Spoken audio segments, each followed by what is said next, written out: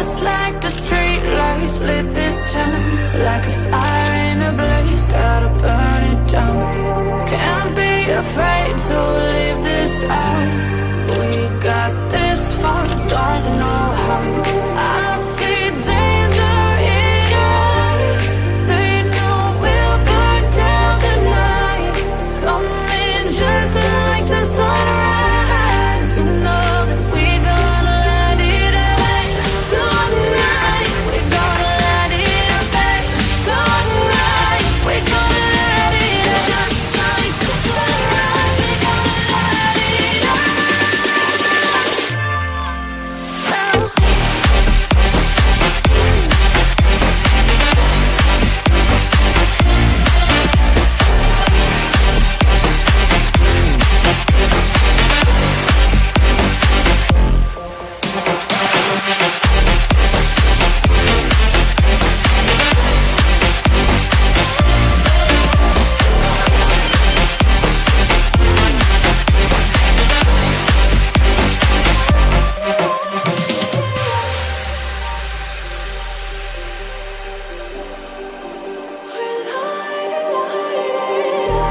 Just like a spark that's breaking out. Can't make a stop, can't turn back now. We know that there's no room for doubt. No, we can't turn back now. I see danger in your eyes. They know we'll burn down the night. Coming just like the sunrise. You know that we're gonna let it away. Tonight, we're gonna let it away. Tonight, we're gonna let it away. Just like the sunrise, we're gonna let it away.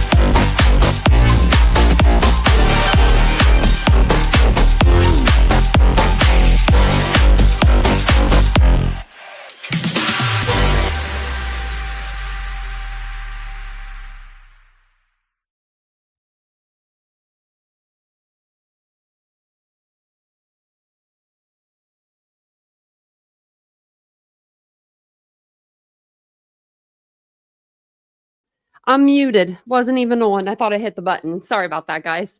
I was just saying hello. Welcome in. It's good to see you guys all here. It's Sunday, the 25th of May, and it is National Missing Children's Day. So we are having a special live for it. If you've noticed, there's a fundraiser that's connected to the live. It all goes to the National Center for Missing and Exploited Children. I don't even have to do anything. I just put the fundraiser on. We've done this before. Altogether, we've donated, I don't know altogether, but we've donated close to, I would say, $700, $800 to the National Center for Missing and Exploited Children just by doing fundraisers on the page. So yeah, that's what we do over here. But welcome in, welcome in, welcome in. Thank you, Rocky, for the donation. For some reason, they're like not coming through like on certain screens. I don't know why it does that. But someone anonymously just donated $5. I don't know if I can highlight those. I don't think I can. And Ladybug donated 10 because I saw that one. Yeah, for some reason it didn't pop up. But I saw it when I went to go check because we're 20 in. And I was like, oh, well, that must have been for Ladybug. But welcome in. Hey, Lenora. Hey, Kathy. Welcome in. We're going to cover some cases we haven't covered in a little while. I've been meaning to go wrap around back to them, but they've all been kind of like a small, not like a huge, well, one of them has a huge breakthrough, but most of them don't really have a whole lot, But that was Captain that donated anonymously. And I noticed a lot of people were putting their streams on Fundraiser today, which I think there's been so much money that's been raised for the National Center for Missing and Exploited Children today. that if we did this, all of us did this once a month, the amount of progress I feel like we could make, just it's really nice. Thanks, crazy redneck. I love the puppy emoji. Oh, that's so cute. I want a puppy emoji. We need one. I want to write that down because I was going to ask you guys about them, but we need a puppy one. Okay. I need to make a post about that. Hey, 17-year morality issues. I love that. And hey, Willow, welcome in.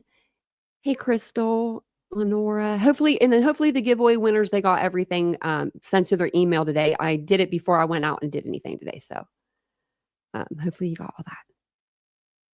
Did I miss somebody? If I missed you, I'm sorry. I'm kind of still going through names, but I was kind of flying through them.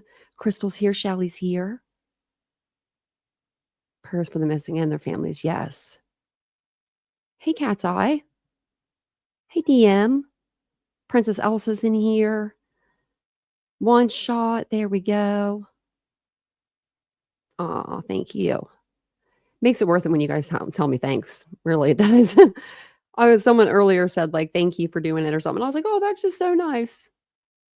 I actually, when you're a creator, I guess you don't, well, okay. As me, I'm going to speak for myself. The cases are real that you cover, they are, that's why you try to give people respect that, the victims and the families respect. But we covered a case on this channel and it was the guy shot his wife in front of their children. And then he ran off into the woods like a Brian Laundrie kind of deal. And he's not been seen since. Like, he's just gone. Like, we think he like unalived himself, but he's just gone. Well, today, as I was going through my comment section, her mom, Bree's mom, biological mother, like reached out through the comment section and thanked me for covering her case. And it took me a step back, because I was like, wow, that's, so I thought I'd tell you guys that happened to me today. Hey, Groovy Nikki, you just realize, these are true blue families. They're all, and they all need our help, Hey, Evie. Hey, Joyce. Oh, donation from Canada. Our money is worth more in Canada. I love that. I love that for us. I went there when I was 19 twice. Hey, Aries. I love it. Thank you, Crystal. Oh, thanks. I just put on a little sweatshirt for you guys.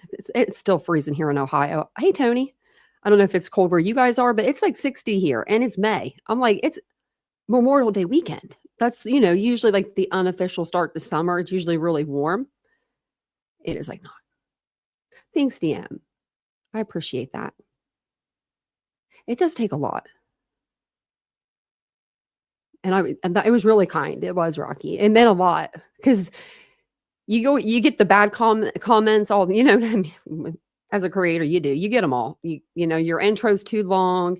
You say hi to everybody. I don't like the way you look today, or I don't know.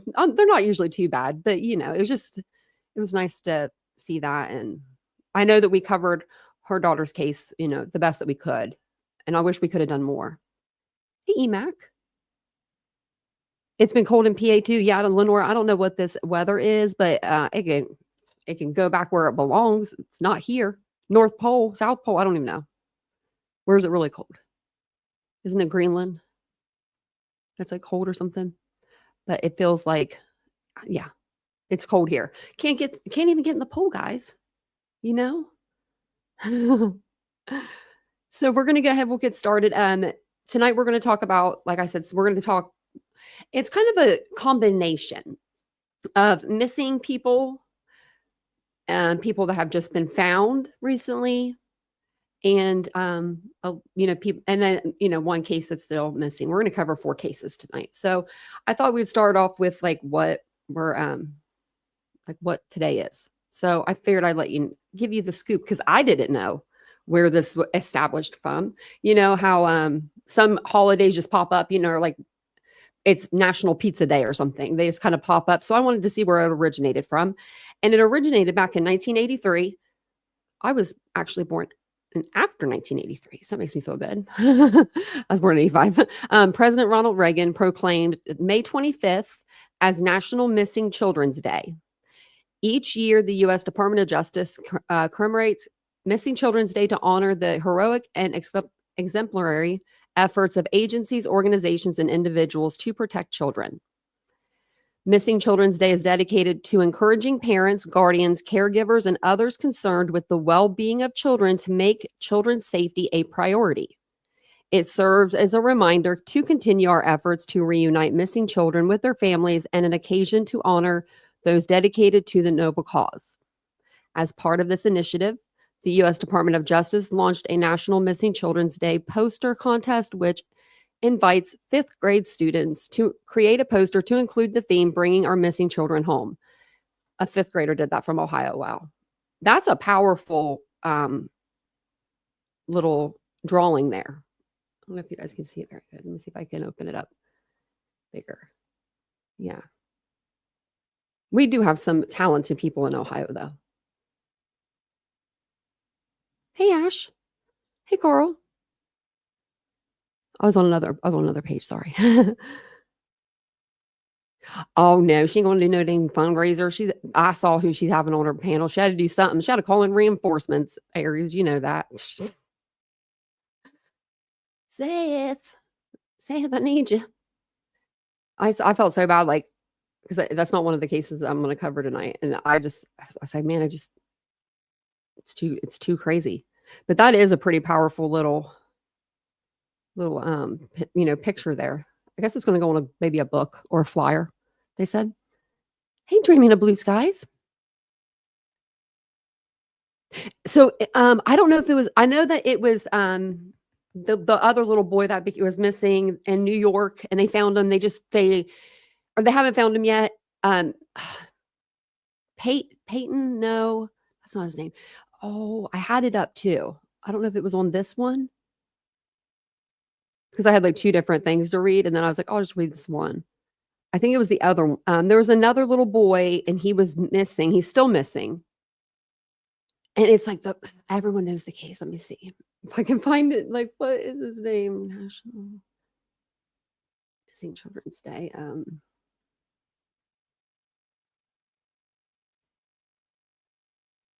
It was like that Peyton. Is this it? Oh my gosh, I said it so wrong. Eaton Patz. So ETANPATZ.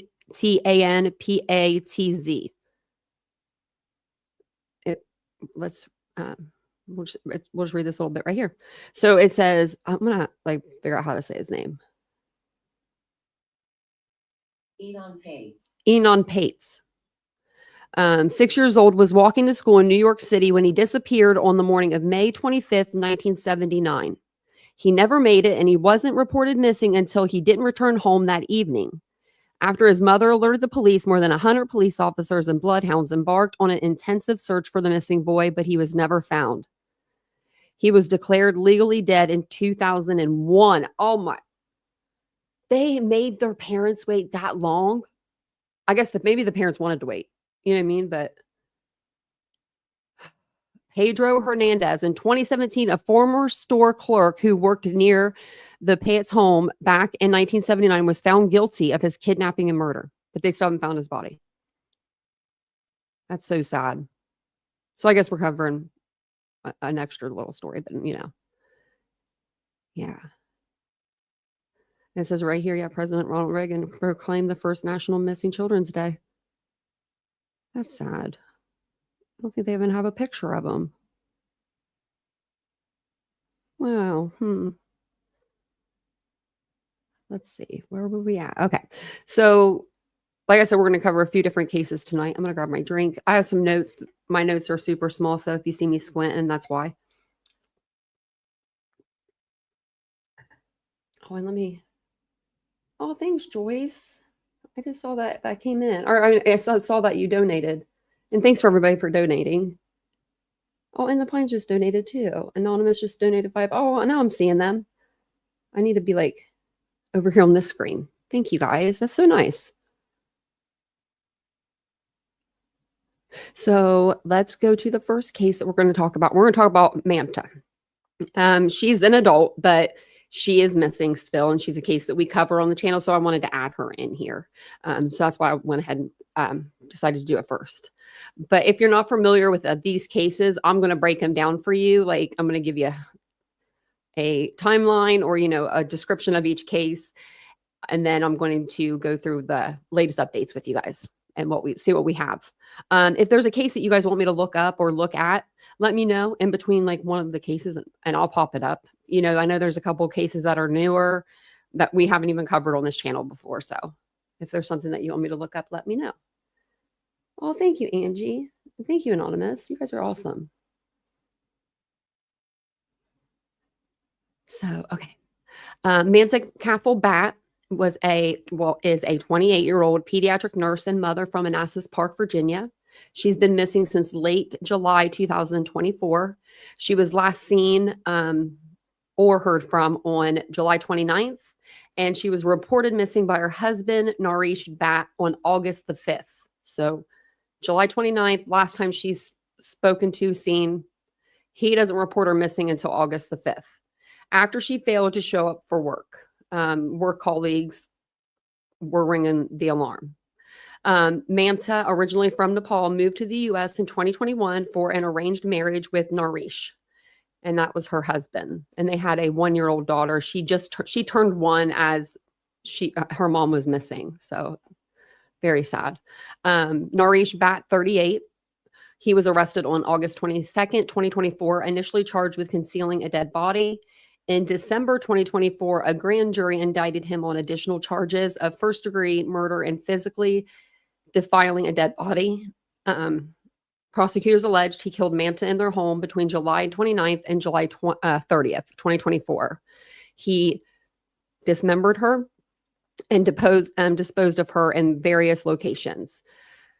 So when he went around, I guess, and they have him on camera in multiple places, like, I guess, taking trash bags out, dumping trash.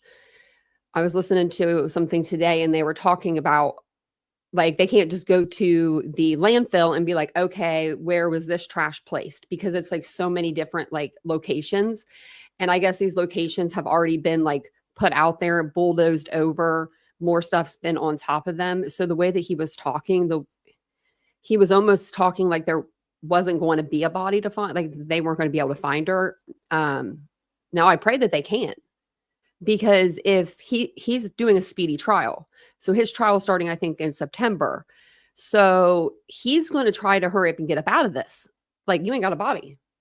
She left, she ran away. I don't know what his defense is going to be. I don't know what he's trying to make his defense to be. It's been pretty quiet in his camp, but I sure hope they find her.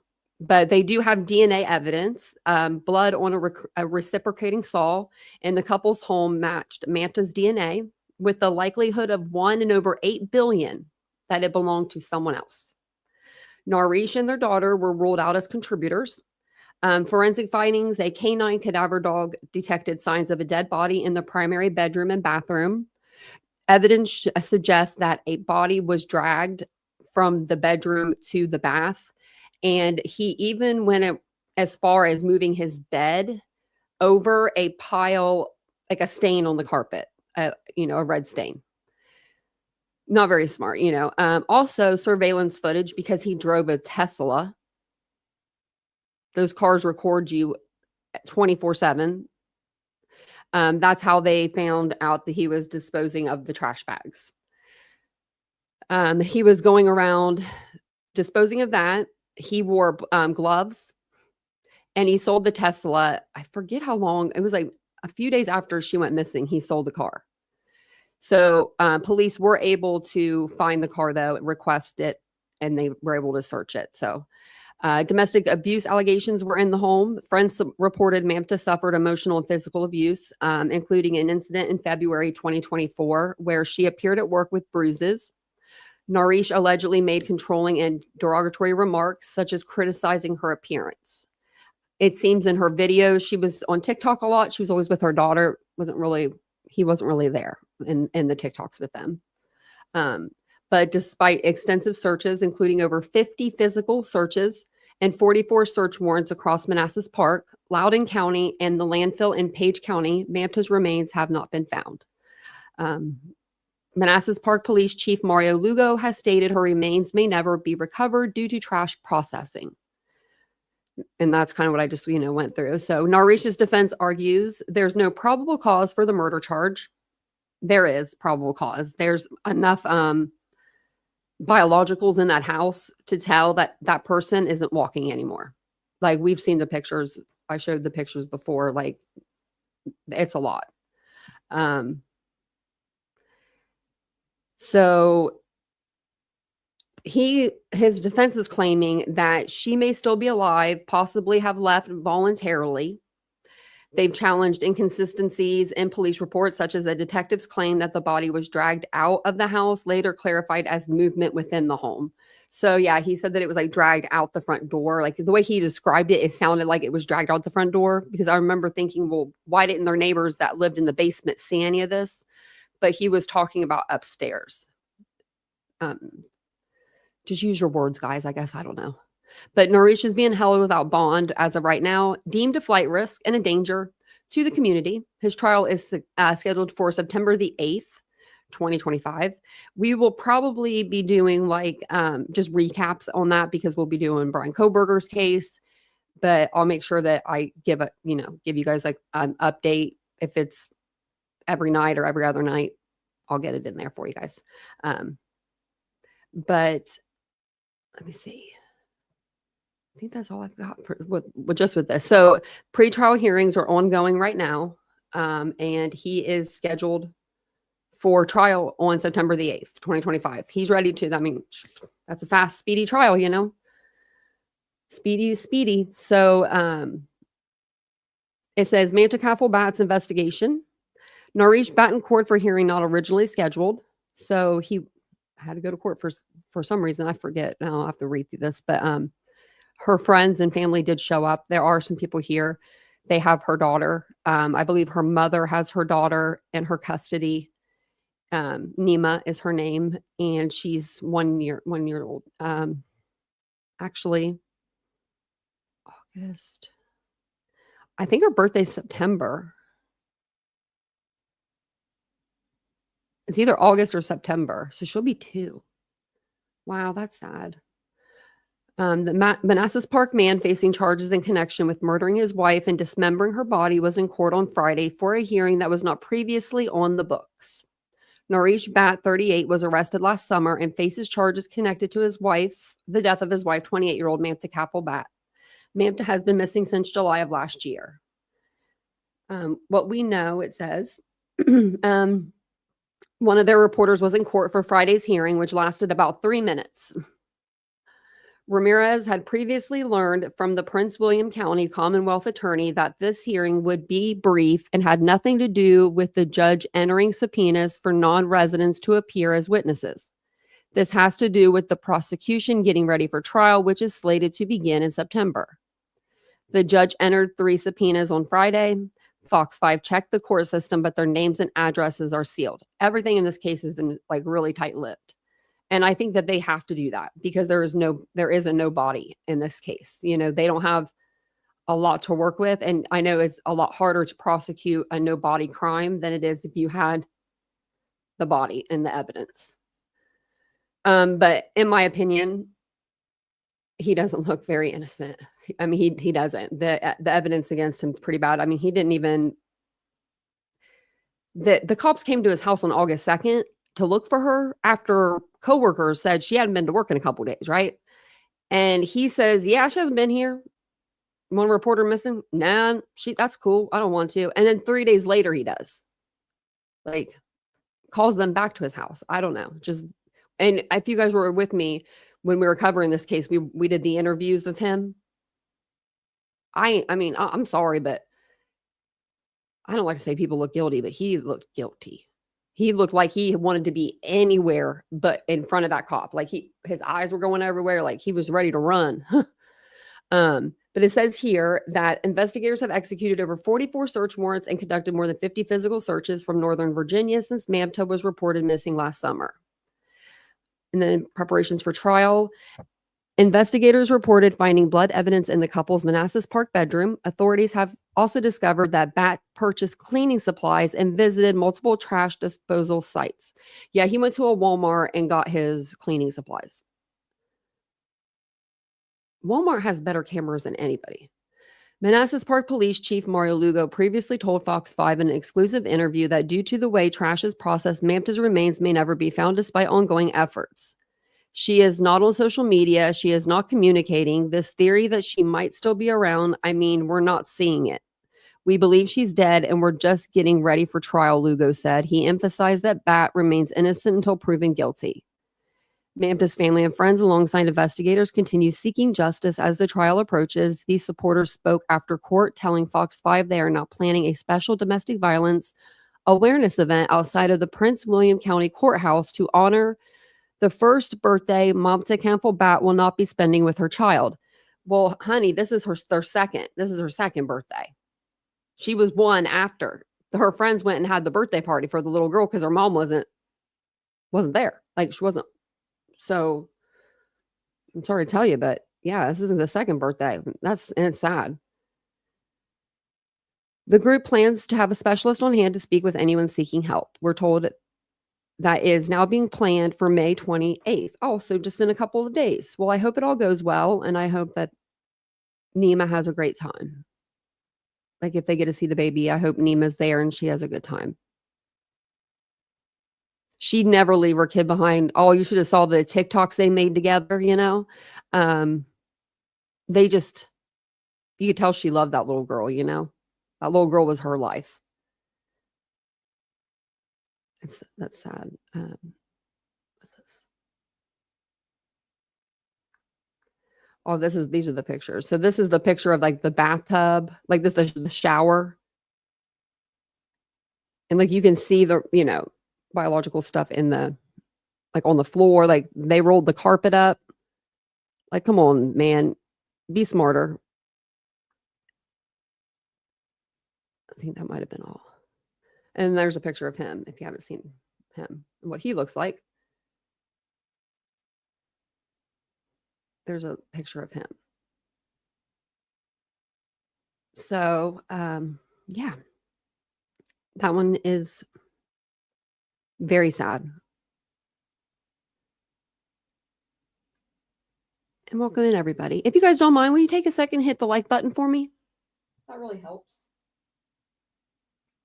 I always forget to ask you anymore in the beginning of a live. Just fixing my papers. Okay. Don't mind me, just fixing my papers. Oh, maybe I can push them back. Okay.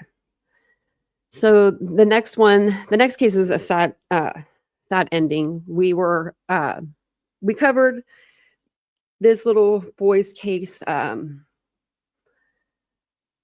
while ago, and we just now kind of are starting to get a resolution to it. But we needed to do a live over this and we hadn't done one yet. So this is Caleb Rowan Collins. You might know the picture. Let me see this picture better of him and his sister. Malnourished, terribly sick looking. He was 1-year-old boy from Winfield, Alabama, whose disappearance came to light after a tragic car accident on December 8th, which killed his father, Stephen Bradley Collins, and his 2-year-old sister, Riley Collins. His mother, Wendy Pamela Bailey, was critically injured in the crash. Caleb wasn't there. Nowhere to be found, right? Authorities later learned Caleb had been missing since at least September 4th, 2024. This accident was December 8th, 2024. And was presumed dead, with investigators believing he had been deceased for several months before the crash. So, like, what I mean, I guess your luck was not on your side anymore. You know, that little baby, though, shouldn't have died. But you're driving home, you unalived your kid, maybe allegedly, and you're driving and you get in a car accident, which kills the father of your children, kills your daughter, and you're critically injured, they're going to start asking questions. Well, where's the fourth? Where's the other baby? Right? That they'd be looking everywhere. They'd be looking wherever the car is. They'd be thinking he was ejected. That would be hell.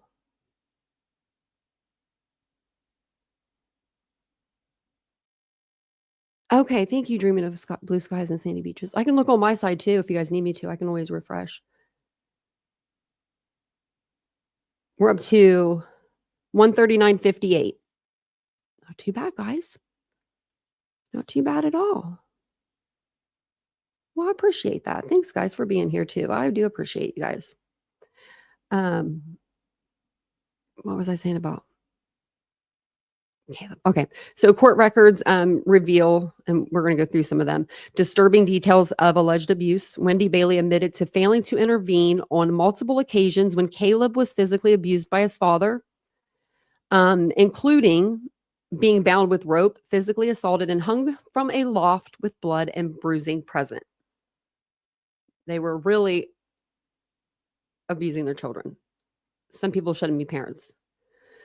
Bailey received messages and photos from Stephen Collins showing Caleb's abuse, including text stating, he won't move and I'm so sorry, followed by he's moving. She reportedly responded, he just looks more out and tired and hurt. Hopefully that's all. Jesus, don't give people babies like this. Well, this is like a Katrina Barr, an Elijah Vu, like all over. That's a freaking deja vu right there. He just looks worn out and tired. No, I just beat the crap out of him. Oh no, he just looks worn out, tired, maybe just a little hurt. Bailey also stated that after Caleb's death, his body was placed in a bag, stored in an outside storage building, and later disposed of at an unknown location. On May 8th, 2025, the Fayette County Sheriff's Office announced the discovery of human remains in a burn pile at the family's residence. I don't know why it took them so long to find, but it did. Through forensic identification, they are it was still pending, but they do believe that it is Caleb. That's why it says rest in peace. But she is Wendy, because Wendy's the only one that's alive to face any charges or justice. She's been charged with aggravated CA, first-degree domestic violence, abuse of a corpse, and criminally negligent homicide related to Riley's death due to her being unrestrained in the crash. So, baby wasn't in a car seat in the crash. She's going to get charged with that one. Caleb's grandfather, John Elton Bailey, was arrested for failing to report a missing child. He was a court-appointed custodian due to prior involvement in the Alabama Department of Human Resources. Both are held on $1.8 million bonds, with prosecutors seeking to deny bail under Aniah's law. So the investigation just remains ongoing with this case, but we're going to read through some of the stuff that they did charge her with and why they charged her with it. But they are searching for answers. And, if you have any answers that Fayette County Sheriff's Office would love to hear from you, 205-932-3205. So sad. So I'm going to play this video here and let them do the talking here. Okay. So this is when they first came out with the breaking news. This was May 8th. Breaking news tonight from Fayette County. We're investigating. And look how sad that baby looks. That baby don't look happy. That baby looks miserable. Look at the dark circles. I mean, I don't know how you can look at your child and think, my child looks fine. I mean, and take your child out in public. There's no way. I mean, did people see this child? It's amazing to me. I'm trying to. Investigators believe they have found the remains of 1-year-old Caleb Collins.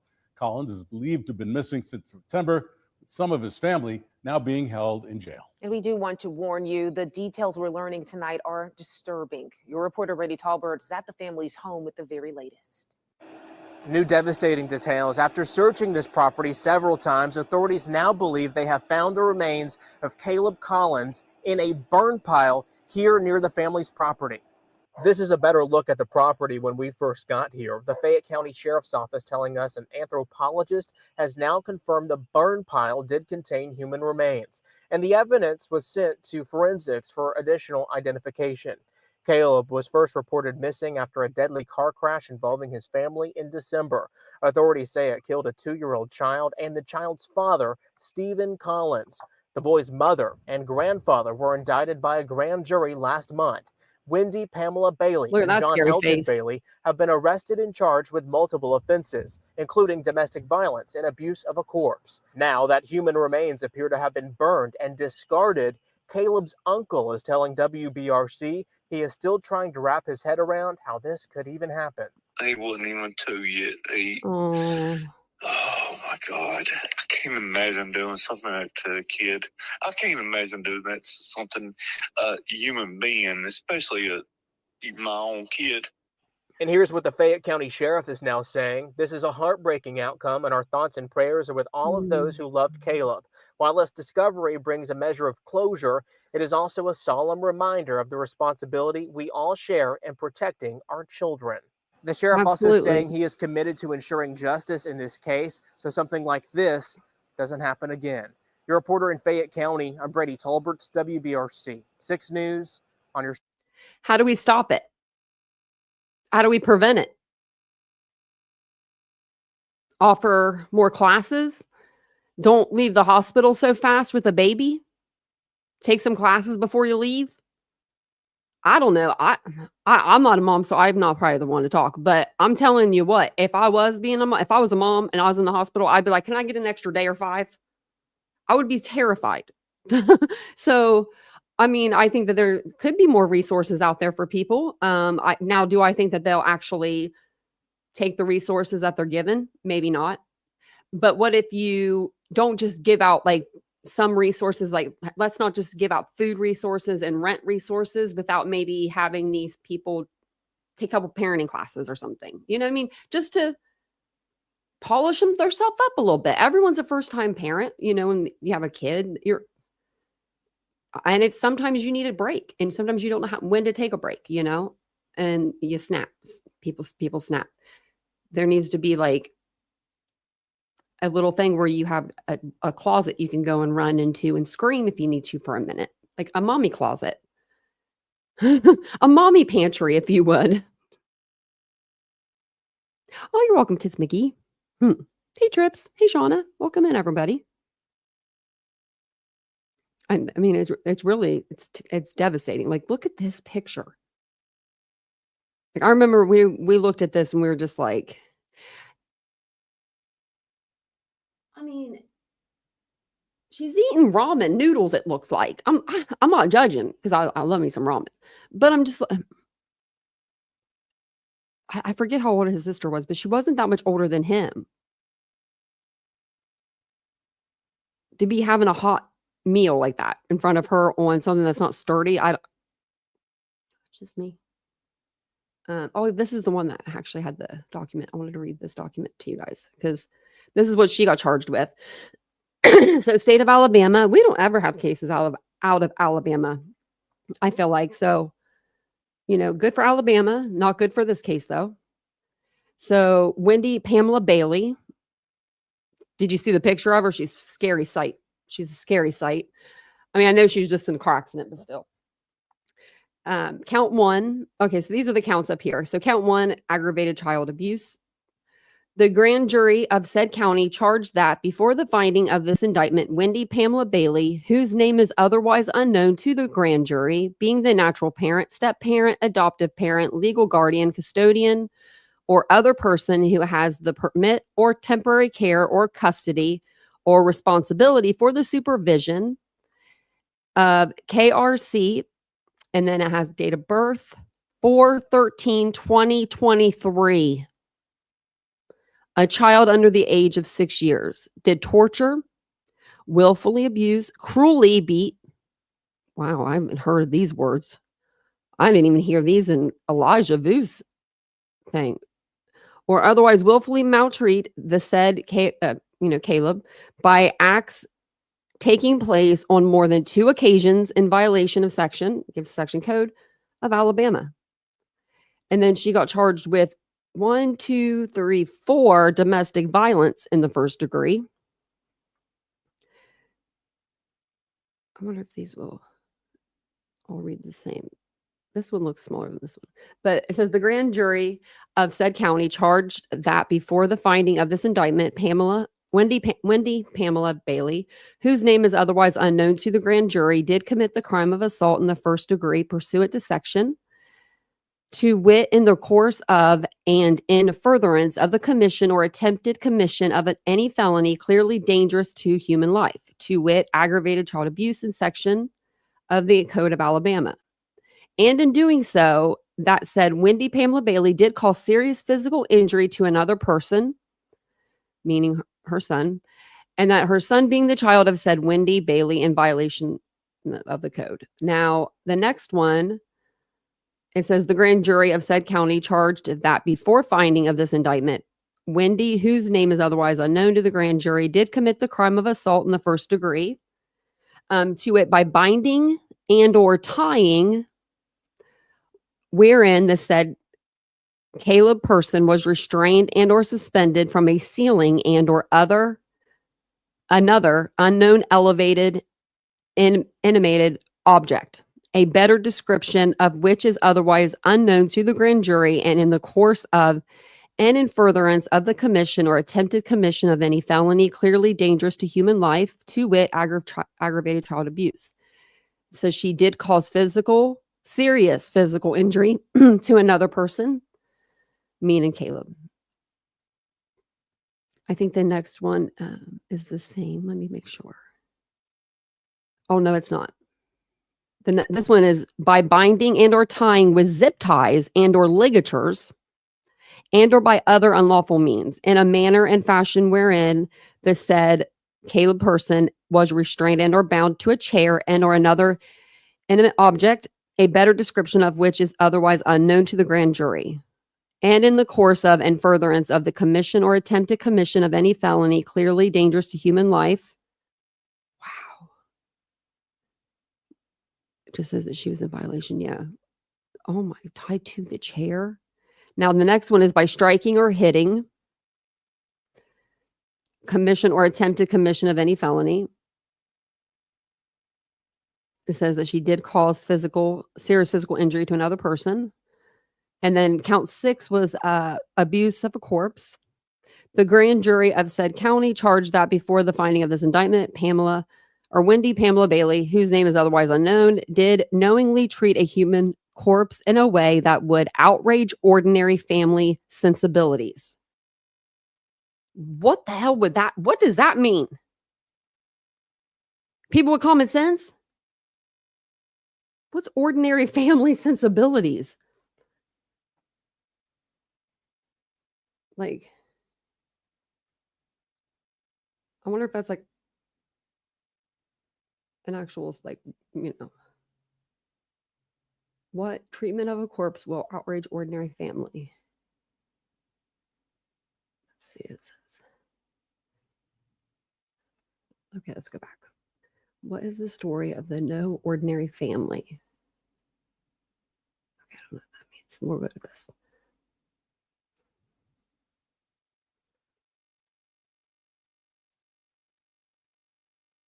It's because of I'm reading it like what treatment of a corpse will outrage ordinary families' sensibilities. It's giving me like, I think it's giving me a like example. I couldn't think of it. Oh, thanks, 3 sides. I appreciate you.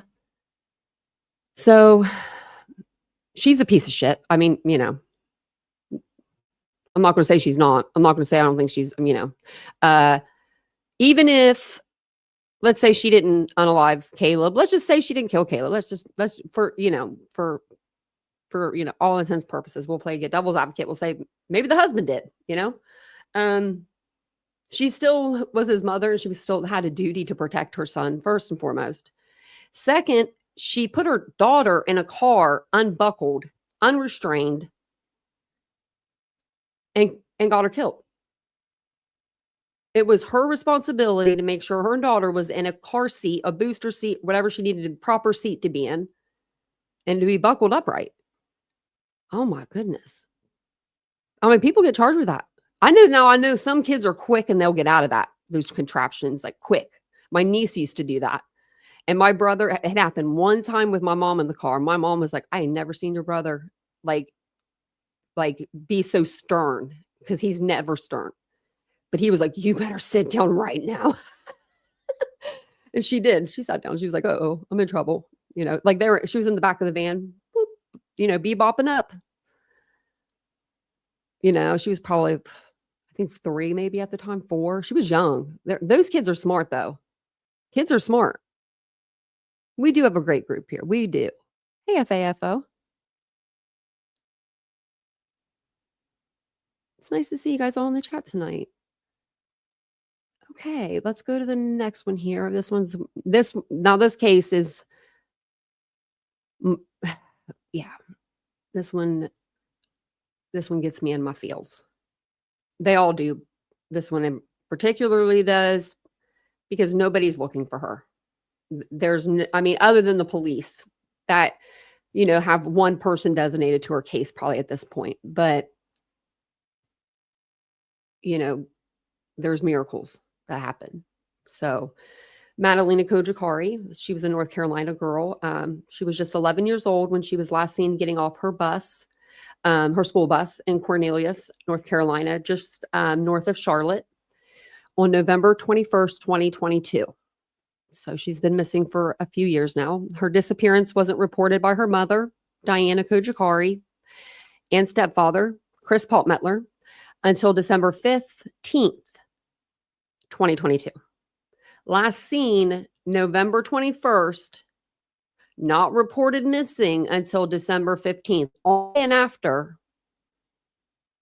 truancy police came to her door, for the school, and was like, hey, where's Madalina? She hasn't been here since before, Thanksgiving break. So nearly 3 weeks later, that's when they, did the missing report. Both parents were charged with failing to report a missing child. Diana pleaded guilty in May of 2024, receiving time served, while Paltmetler was found guilty and sentenced to 30 months of supervised probation.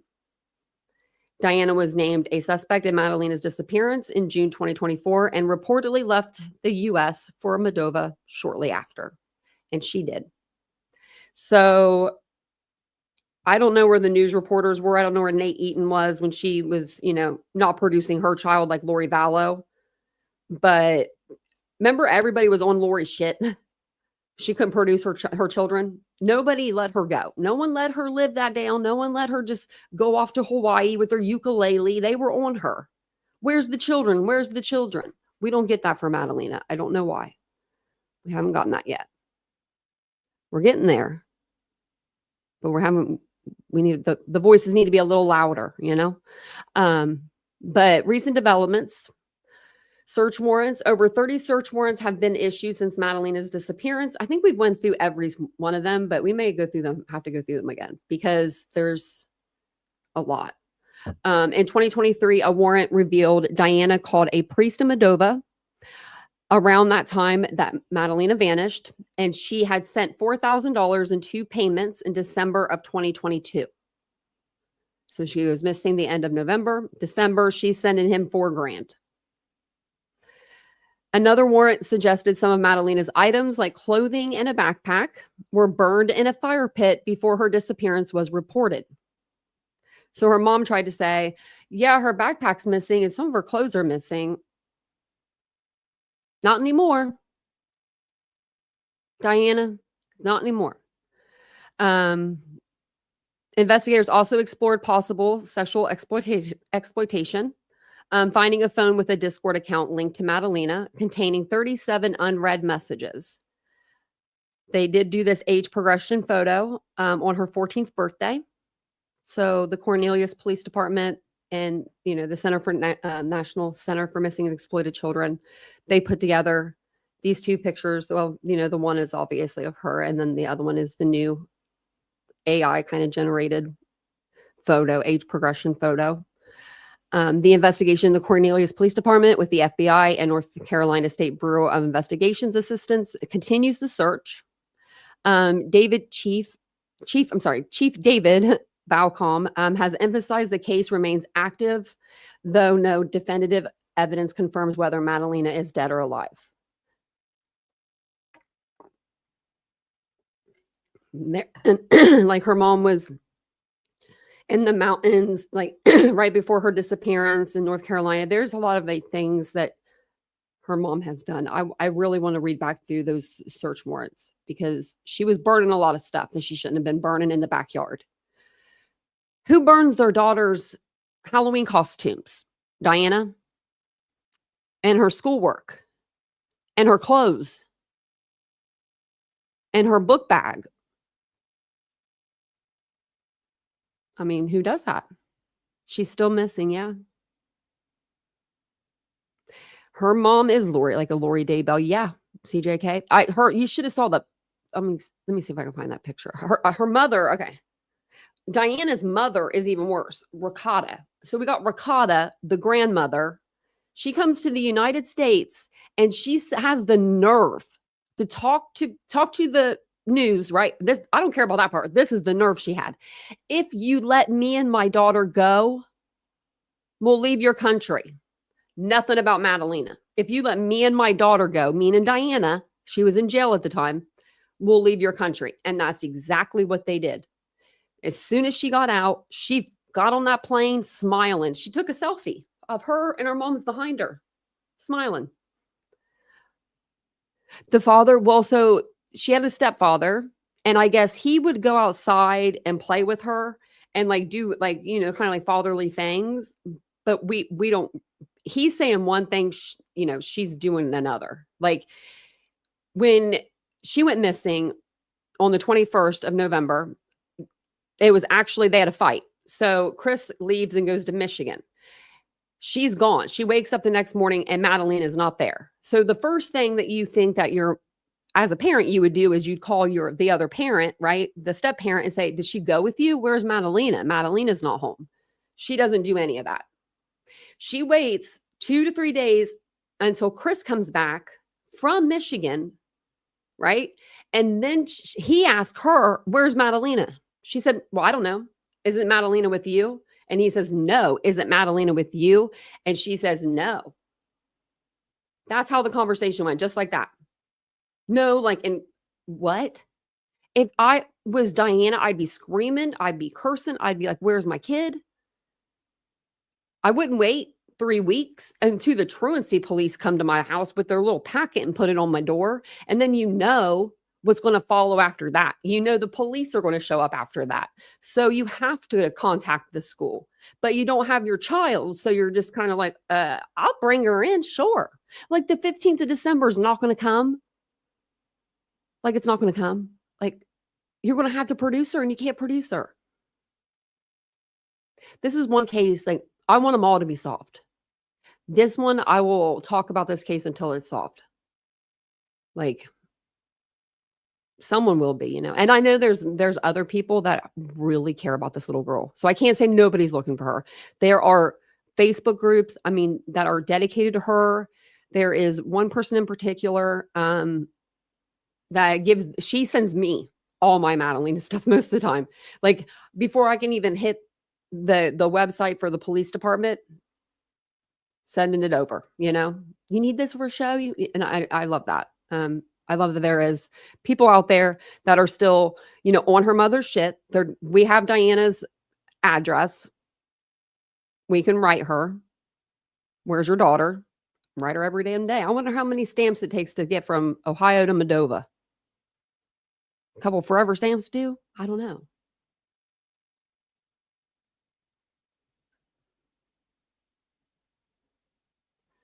Using Lady Pug's credit card. That's so funny. You said something last night, Squeaky, that had me really laughing hard. I can't remember now. I'll remember it after the live. There's a small baby in Texas that went missing, and the family fled to another country during the investigation. They had Santa Maria, Holy Death, all these statutes and stuff. So okay. She was into that. She was into some sort of spells and stuff. Like she was doing things, I guess. I think that's why she gave the money to like the priest and stuff over in Moldova. Like she was doing some stuff like that as well. And I guess Chris was like, this was out of his wheelhouse. I don't know. I mean, but you know, yeah, keeping her photo out there. Yeah. Hey, Chris. Man. So where were we? I think we can listen to this. Okay, we'll let them do the talking here. Oh, maybe not. Maybe I need to turn her up. She has on a little leather top. Look at that. That's cute. Tonight, WCNC Charlotte is uncovering new details in the missing child case of Madalina Cojocari, the Cornelius girl who was last seen getting off her school bus in November 2022. Yeah, court documents we got our hands on today show.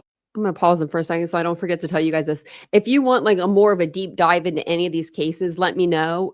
I do have deep dives of these cases on my channel under the playlist. Like just go under the whichever case the name is under, that'll be the name it's under. Like Madalina is under Madalina Cojocari. And then you can like see all the videos that I've done, like and read through the documents and shown pictures and all that. Or we can do it again. I don't mind doing it again. Oh, at the start of the investigation, detectives believe Madalina's case involved sexual exploitation. WCNC Charlotte's Julia Kaufman has more on what we uncovered today. For years, we've been asking, where is Madalina? Now we finally have an idea of what investigators believe could have happened. This search warrant says the investigation involves the believed sexual exploitation of a child victim. About a month into the case, detectives filed a warrant to obtain 37 unread messages on a phone that police seized. The messages were on a Discord account, which detectives believe is Madalina's. Discord is a voice, video, and chat app that is popular among gamers, but a 2023 NBC report found child predators also use Discord to groom victims and trade sexual exploitation material. We also discovered that several of Madalina's belongings were burned after she went missing. Another warrant we obtained says between November 23rd and December 10th, Madalina's mattress, clothing, and one of her Halloween costumes were burned in the family's fire pit, along with family photos and carpet that was removed from the upstairs office and spare bedroom. Madalina's stepfather, Christopher Palmeter, said during his trial in May that Madalina's mom, Diana Cojocari, was burning things more often. And I saw that there were things that were unburnable, like stainless steel logs and closet racks, so all kinds of metal things being burned in the fire pit. And then I believe I went up there the next day and all those items were gone. Even the ashes were cleaned up. Diana told investigators she last saw Madalina on November 23rd, which is the same day that her items started to be burned. Julia Kaufman, WCNC Charlotte. The Madalina Cojocari case has many twists and turns, and we understand there are a lot of details to keep up with. So if you scan this QR code on your screen, that will take you to an interactive timeline. Oh, yeah, you can scan that QR code. I've used that interactive timeline actually before. Yeah, we made our goal, guys. Look at that.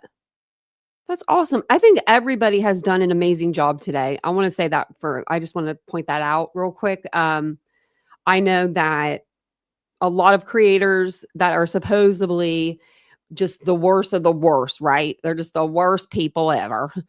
They have raised, I don't even know. You guys said 10,000. I believe that. Definitely believe it. I mean, it's been an awesome day. You know, I think that's awesome. I think it's beyond awesome. I couldn't be happier. And Squeaky, you know, yeah, Squeaky needs to make sure he gives that 75 back to Ladybug he stole off her.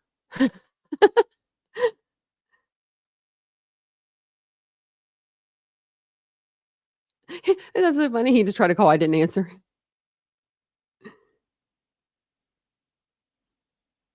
I'm just going to say, I'm going to give you my check. That's funny.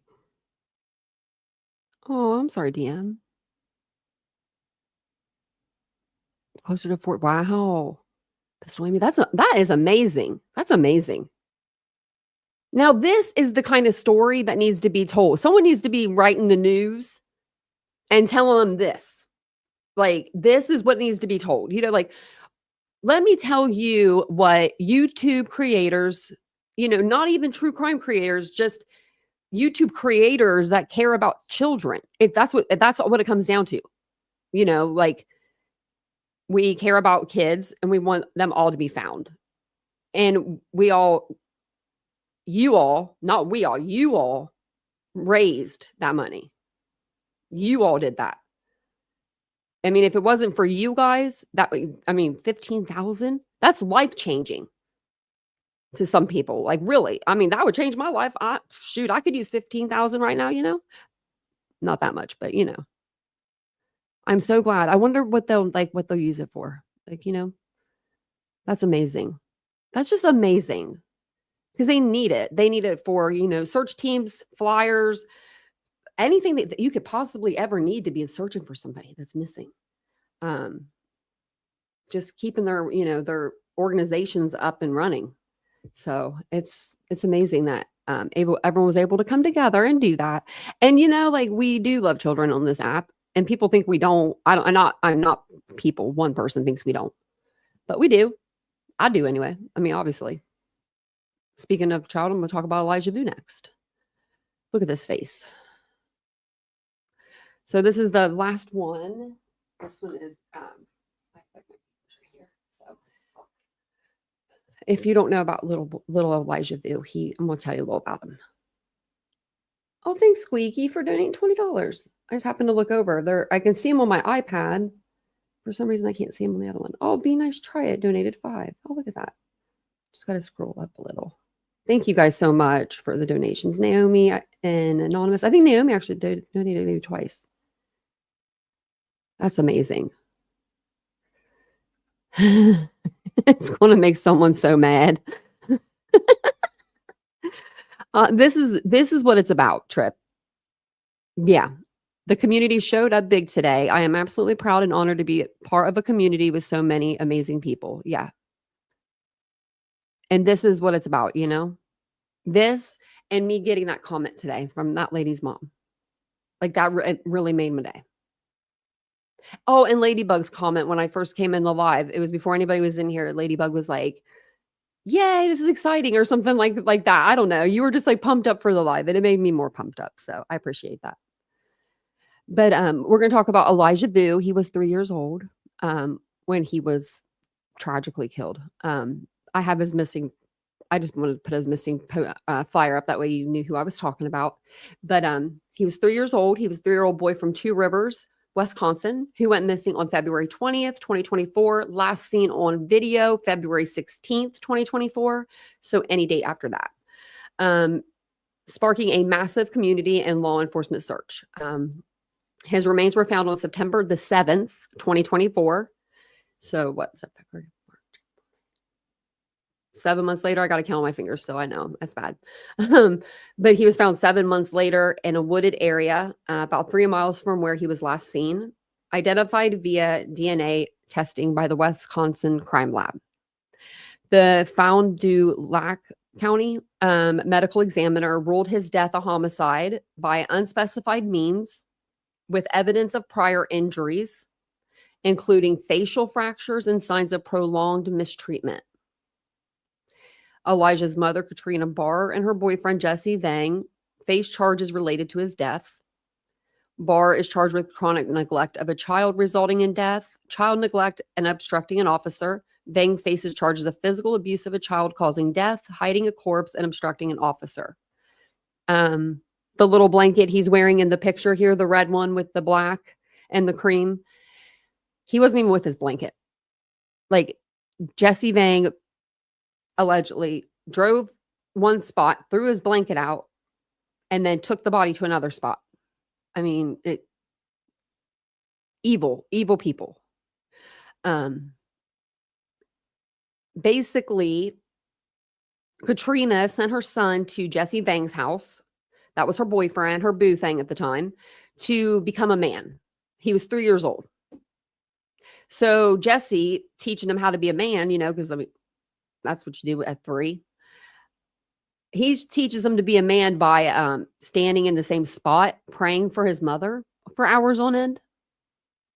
I mean, that doesn't sound very manly to me. Like, doesn't sound like becoming a man. He would throw him in the cold shower.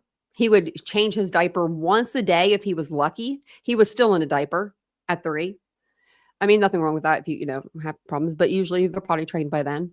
He wasn't giving them solid food. He was still giving them like stuff that you put in like a bottle. So like can't even think of it, like some Selmalac or whatever it's called. And then he would give them the last meal that we know of that he ate, well, that he told us he ate, was shredded wheat with no milk. What 3-year-old wants to eat shredded wheat? Not a one. Not even if they're frosted. On both sides. Not going to do it. Not going to happen. But both have pled not guilty and are in custody of the Manitowoc County Jail. Both have bonds set at $400,000 for her, $500,000 for him. Court documents reveal Elijah was sent to Vang's residence for disciplinary purposes, subject to harsh methods. Like I told you, like prolonged standing and cold showers, described by a child abuse pediatrician as consistent with torture. So pediatric doctor looks over and says, this kid's been tortured constantly. Consistent torture. Like, oh my, 3 years old. And he has another son. Jesse has a son that's autistic, nonverbal, I believe. And he could get him up for school and everything. Got him off to school. But, Okay. I want to do animations by the end of this year. I want to learn how to do them. Not like Grays, though. I want to do them a little different. Like a different program. And I won't yell at you guys, I promise. If I do them. He yells sometimes. But Vang reported Elijah missing, claiming he disappeared during a nap. But evidence, including cell phone data and deleted messages, suggests deception. Barr's next court date is a status conference for June 13th, 2025. And Vang has a scheduling conference on March 13th, but I haven't heard anything about that one.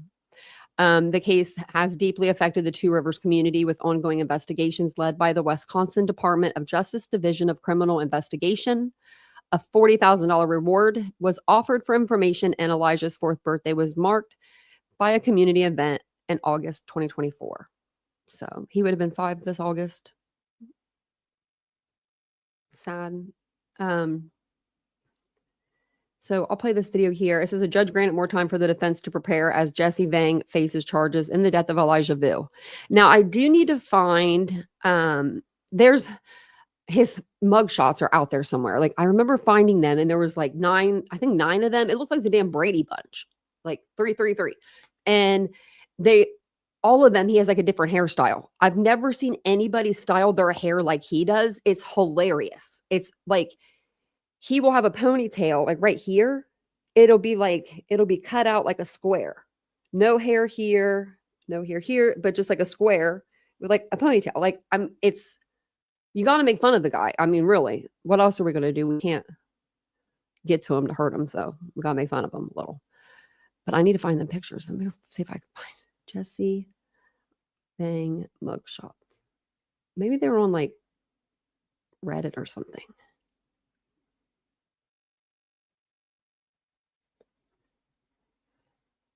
Well, now he's got the side pony. And he just got the tattoo that's on his neck. So he was ready. He was getting ready for prison.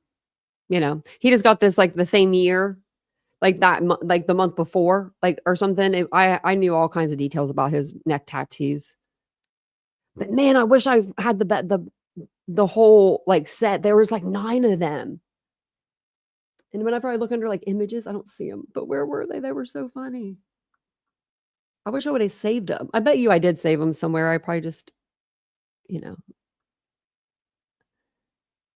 don't have them handy. I'm looking through Reddit to see if I can find something. But yeah, he's He's a whole, I mean, I hope that they take care of him in, jail, prison. Because he's already trying to go. I mean, he's already trying to go up in there with the 920 or 9, I think it's 920. Yeah, tattoo. All the hair, it's even worse than the other photos. I'm like, what are you doing, bro? Can you imagine this guy telling you to stand still? He said he wanted him to respect him. What? Like, prison justice is it's going to come. And it's going to come for her too. Trial date remains unset for mother charged in a tragic death of 3-year-old Elijah Vu. She's the one that decided to send him there. Let's get her pictures up here. Let's show her. She needs to be shown. There they are. Look at that. Why'd you take your son and drop him off with him? Why couldn't you teach him how to be a man? Help him build some blocks with him. I mean, what do you do with a 3-year-old? We should do a whole thing about Kyron. Aren't they reopening his case, Willows? They don't like baby killers in jail, Brandywine. You're absolutely right. It's insanity. These two make my blood boil. There's a picture of him walking in like an auto body store with Elijah, and he's so wrapped up. Now, I know it was freezing. It was February, so it could have been because he was, freezing, but it was because he had injuries. And he wanted to cover the injuries. He had to take the boy out of the house. It's crazy to me. Crazy, crazy, crazy stuff. I think that was all of them. Let's see. Let's look up. Oh, what's that mean when your left hand itches? Because it is itching. I don't know why. But doesn't that mean something? It was like itching bad. I thought they right here, 15 years later. FBI to re-examine Kyron Horman case. His stepmom dropped him off at the science fair or something that morning. I don't know his case really, really well. But I know a little bit about it. You know what I mean? Does that mean money? That's what I thought.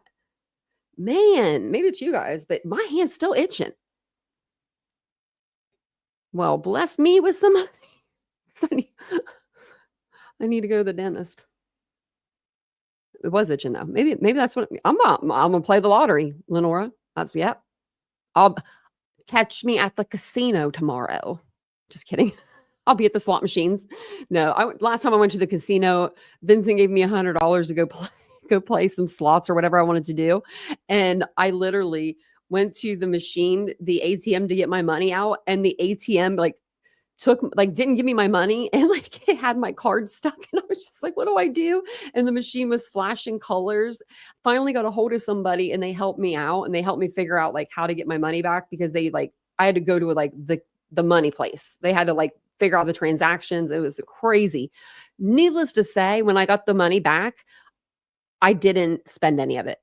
I was like, I'm going to consider that I lost that money. That was a machine and I kept it. You want to go play the slots? I like playing the slots. They're the funnest. We'll read over Kyron. I think I'm saying it right. Kyron. I think I'm not used to saying it, his name. So, but it says nearly 15 years since a young boy disappeared from outside a Portland elementary school, local law enforcement have announced that they are re-examining the case with the help from the FBI. Kyron Horman was 7 years old when he vanished the morning of June 4th, 2010 from Skyline Elementary School after his school science fair. He was last seen with his stepmother, known then as Terry Horman, who has continually denied her involvement. Oh, wow, look at the age progression. What began as a missing persons case eventually expanded into one of the largest investigations in Oregon history. To this day, there have been no signs of Horman and no arrest made in the case. But on Friday, the Multnomah County Sheriff's Office said that along with Greesham Police, they have been working to digitize the case files for the past year. This means scanning and documenting thousands of pages of reports, photos, and evidence. Ooh. They add that when the process is complete, the file will be re-examined by the FBI's Behavioral Analysis Unit. According to MCSO, the BAU uses behavioral and psychological analysis to go over statements and other evidence. They gonna be looking at her statements, stepmama statements first, probably. Then they will offer recommendations to local law enforcement on how to proceed in the case based on patterns from similar historic and current cases nationwide. MCSO noted that they will also meet with Multnomah County District Attorney Nathan Vasquez to assess next steps. As we approach the 15th anniversary of Kyron Horman's disappearance, I want to reaffirm my continued commitment to this case, said D.S. Vasquez. My office has begun a thorough and methodical review of the case with fresh eyes, and we look forward to receiving further analysis from the Sheriff's Office and the FBI. Our focus remains where it has always belonged, on Kyron and his family. Officials hope with these advancements in software, digital forensics, and technology will help them better examine new and existing leads. Do you think that some child predator could have been at the school that day, knowing that it's a science fair? I know a lot of people are saying stepmom, so I don't know. As this remains an active and ongoing case, a $50,000 reward is being offered for information that leads to a resolution of Horman's disappearance, according to officials. You can call the tip line at 503-988-0560. Do I have the tip? Is that what my hands are? Is that why my hands itching?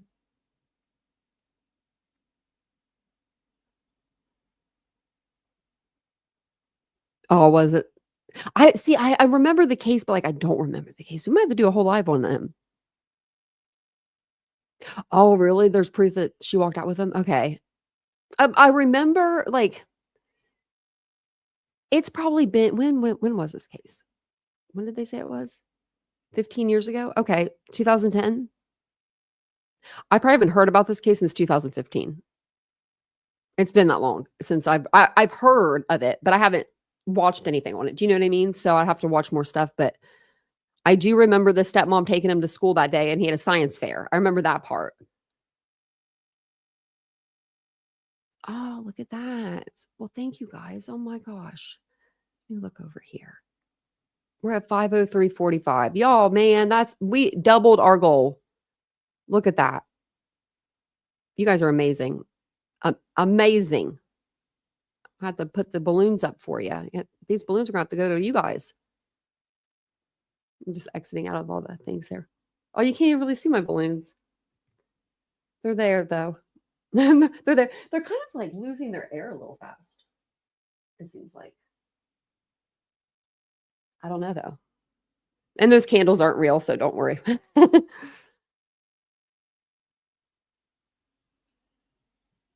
Really, Willows? Oh.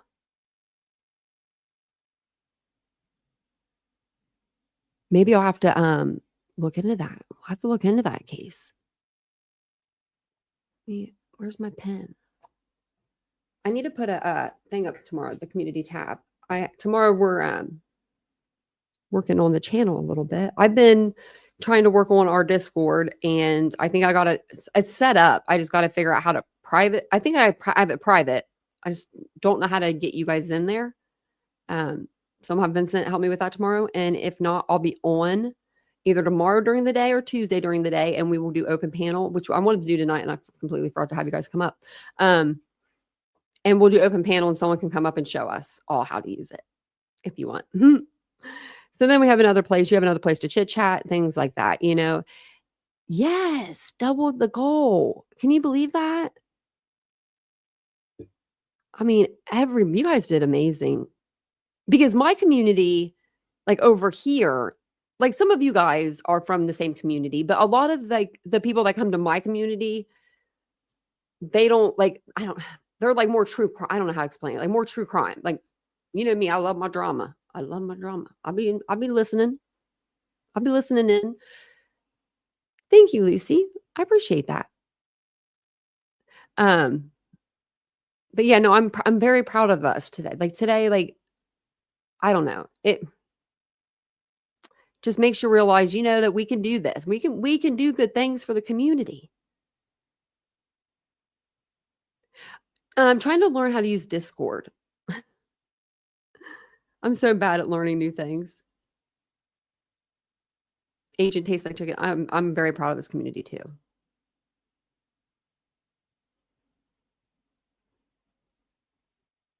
Stuff on the counter's 28, you owe me 23. Oh, Brandy, that's so nice. Did they just get done with their lives? Okay, thank you, Three Sides. That would be great. Vincent kind of knows, I think, but not really. Like, he knows how to get on there and go into like the chats and stuff. And I'm like, well, that's all I need to know. I just keep forgetting to have him come in here and sit with me, like, before my lives. Well, come on in. I'll sit on here and say hello to you guys for a minute before I get off here. Thanks, Nonsense. I was just getting ready to get off, but I'll hang out with you guys for a minute.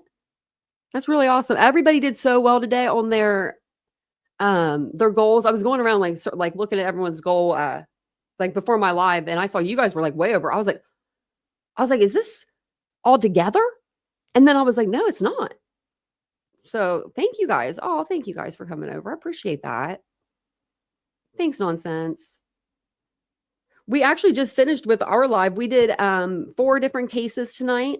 We covered just cases that we've been covering on the channel that don't have a resolution to them yet.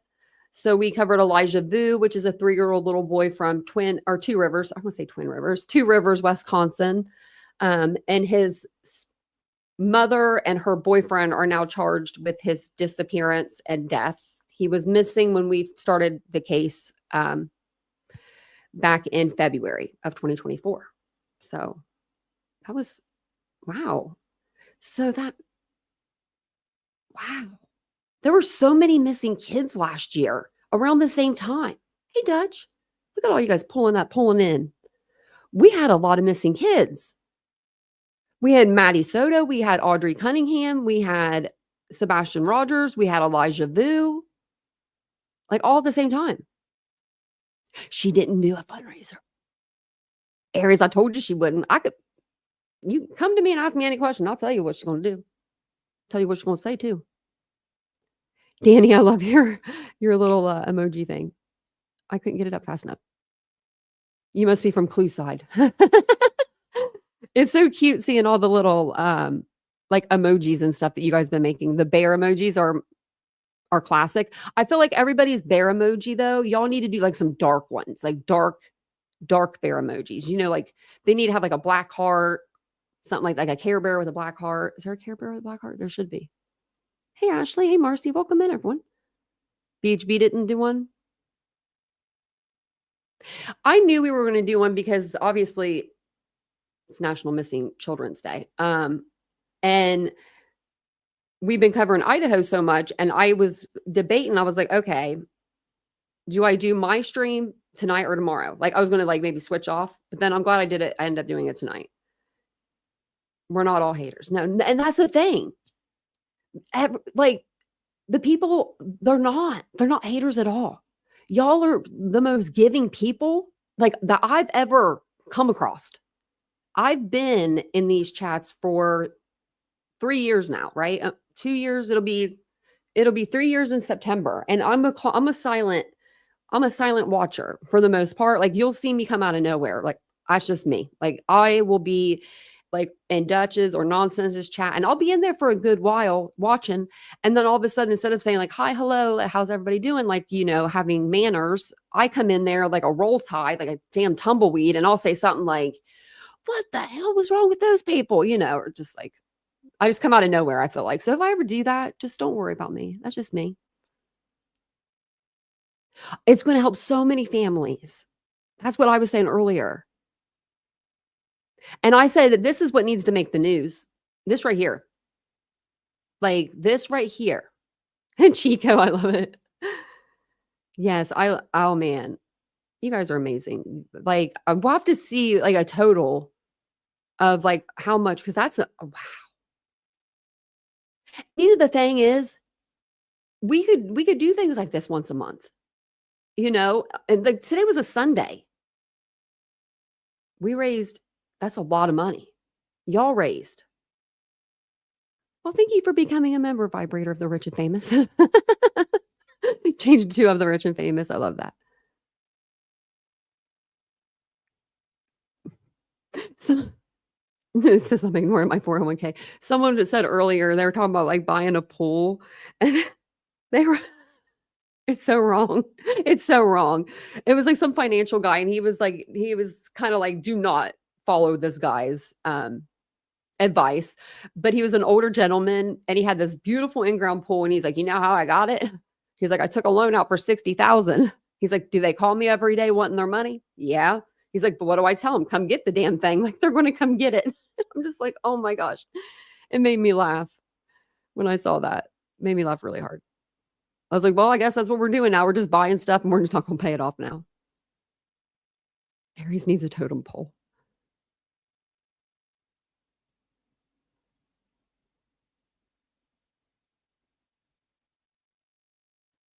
I'm just reading the chat. Is that why people outside the U.S. couldn't donate? Maybe that's what was going on.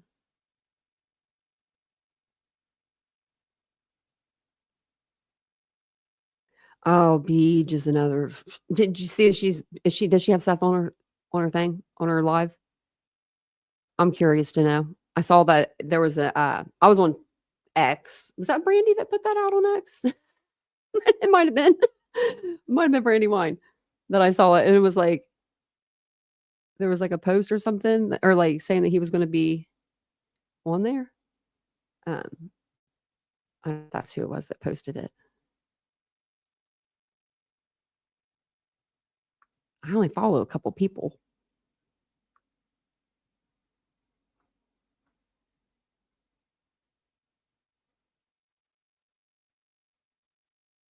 I can't remember who posted it now. But yeah. Oh man. I almost came back live last night. Was it you, Brandy? You're like, it was me.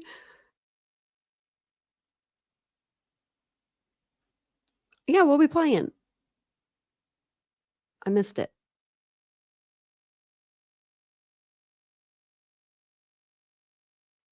I like games.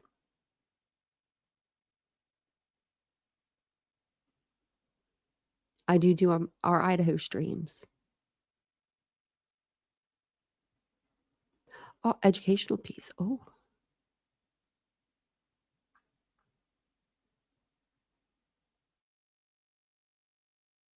BJ-sized hailstones are over 10 inch in diameter. Thank you for subbing up. I appreciate it. Right, Vibrator? Yeah. It's just like, I mean, it takes you 2 seconds to add a fundraiser to your life. You know why. You know why, and I know why. Because they're afraid that their chat is going to donate. They're going to donate to that fundraiser instead of sending it through a super chat to that creator or a PayPal or whatever, right? They don't believe that these people, people that if they really like the creator, if they want to do that, they could do both if they wanted to. Like it's not, or just one day, how about you don't milk everybody for everything they're worth? Just say, hey, I'm having a fundraiser.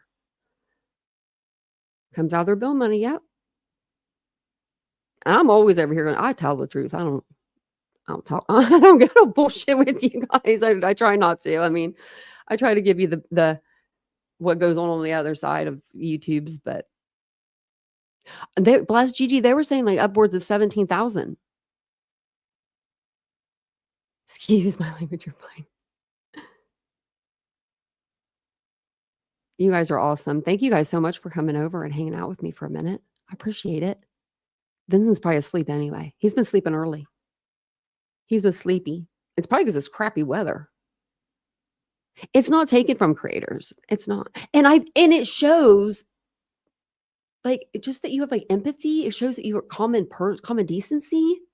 Like even if you don't have it, right? Even if you don't, like, can't you pretend for one night that you do? Like, I mean, just one. I mean, I said, I mean, just try to cover a missing person's case a week. That's what I said. But, Can't do that. Oh, and I meant to tell you guys. Oh, I forgot to tell you. Speaking of Idaho, guess who got their Facebook page back? The Gonzalez family. Yay for them. I'd clap it. I hate that noise. But yeah, so if you're not aware, the Idaho 4 case, Kaylee Gonzalez, her parents put together a Facebook page. They had 80,000 supporters on there. People that don't like them for no reason at all, because they don't like them. They mass reported their Facebook to where it was taken down. And that was where Christy, Kaylee's mom, went for support. You could tell it was her a lot of the time writing the things on there. And I was so mad. I was on Twitter. I was tweeting. I was so mad. I was so mad. But they got it back today. So it's, I went to Facebook and like complained, but I don't know if that did anything. Like if all of us mass reporting that helped, or if they did it on their own. But however they got it back, I'm just glad they got it back. But it is also Maddie May Day. So if you haven't yet done something nice for somebody else or for yourself, I guess it's the end of the evening, do something nice for yourself or someone else for Maddie Day. So Maddie May Day, it was her birthday. She would have been 24 this year. Yeah, 24. Yeah. Yeah, Aries. So Olivia is dating Steve Jr., which is Kaylee's brother. The name on Facebook, I'll tell you, actually, I'll put it in the chat. Because if I go to Facebook, it goes right to their page. Like, it's Gonzalez Family Tips. I'll put it in the chat for you guys. They just post like pictures and videos of Kaylee and Maddie and things that like, people send them. They'll send them like keychains or send them just like really nice little things like quilts. I mean, beautiful things like pictures. And they want to show like their appreciation. So they'll put them on their Facebook page and thank people for doing that. People are mad because they have a GoFundMe. There are creators out there that are mad. They're so angry that this family wants to attend the trial because their daughter was savagely and brutally murdered while she was at home in bed with her best friend. Do they have the right guy? That's not for the family to decide. But they have the right to be there. Just like Koberger's family has the right to be there. If they wanted to start a Go Frickin' Fund Me, I'm sure people would donate to them. They didn't do it. That doesn't mean they're better people because they didn't start a GoFundMe. They're probably just getting their funds somewhere else because they have to be getting funds to be going. They don't have money to go. Like we all know Brian's family doesn't have a lot of money. They could barely get out to do the plane ticket and drive back. So just as much as his family should be there, I feel like these victims' families need to be there. And it's actually the rules of the court. The defendant has no right for his family to be there. There's no rights in the Constitution for the defendant to have his mama sit behind him. Now, the prosecution, the victims' families, they have every right. So I'm buffering, maybe just for you, Betsy. Am I buffering? I shouldn't be. I was doing this with my head. I don't know why.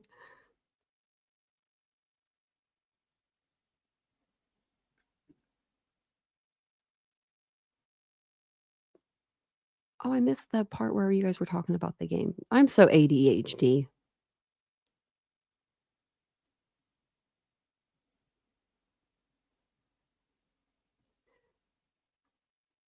Your channel should grow a lot. I feel like you have a really good channel. You have a calming voice too. You have a good YouTube voice, like a good radio voice or whatever you call it. Like I have like the opposite. I feel like I have the opposite. My lips are dry. Sorry. The microphone helps, but I'm like, does it make me sound better? We just hit 20,000 over here. I couldn't believe it.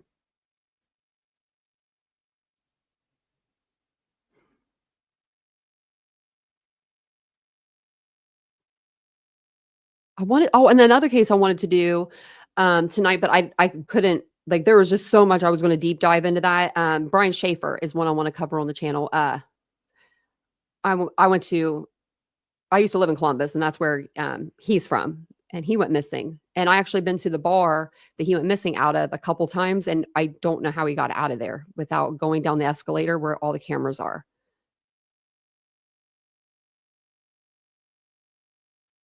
Yeah, so yeah, you have to hit like 10K to fundraise, or don't to do the fundraisers. Oh, Emily, that's so sweet. I would probably do that too. Today is Maddie's birthday. Yep.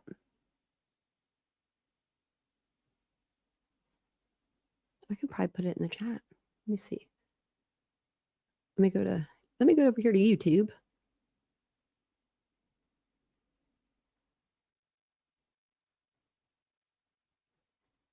Oh, I like your new picture. Is that new? I think that's a new picture of you. You're pretty. Duchess, you are really pretty. There's her channel.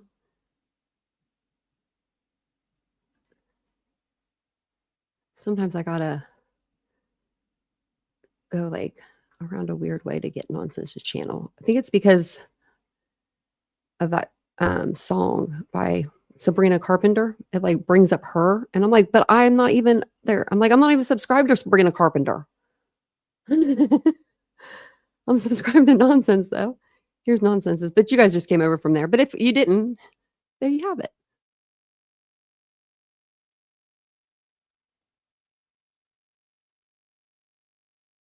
Oh, this mic is a Logi, Logi. It wasn't that expensive, I don't think. I said I don't think, but I don't think it was. I think it was a pretty good price, like a couple hundred maybe. I want one of those like Sures. I want to be like official, because I feel like those are like the official mics, but everyone always has problems with them at the same time, you know? I remember like other creators when they first got them, like seeing them go from like, I believe everybody, their first mic is the Blue Yeti. Like that was my first mic. Well, no, it wasn't. It was like my fourth mic, but it was like one of my better mics. And then I dropped it the second day I had it.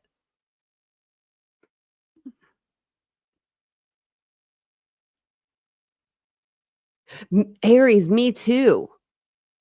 Me too. I think that's what I think. That's what I've always thought.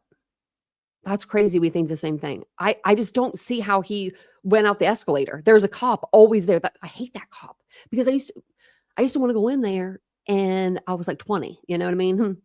Wasn't quite 21 yet, which I had to be 21 and older after a certain time. So if we couldn't get in there before, get those big X's on our hands, we would like not be able to go. And we'd go up the escalator, and there'd be the cops sitting there. Always, always, always. There's usually like 2 of them on the weekends, because like, it's just what they did. They would sit up there because the AMC theater is there. So we were talking about Brian Schaefer case. I would love for them to solve that case. Now there's another case in Columbus too, and I can't think of the guy's name. I'll have to look it up. But he went missing from Easton, and it's like an outdoor mall. It's real beautiful, and there's like a Hilton hotel, and he was at the Hilton with his wife, and they got separated. And yeah, that one's a good one too.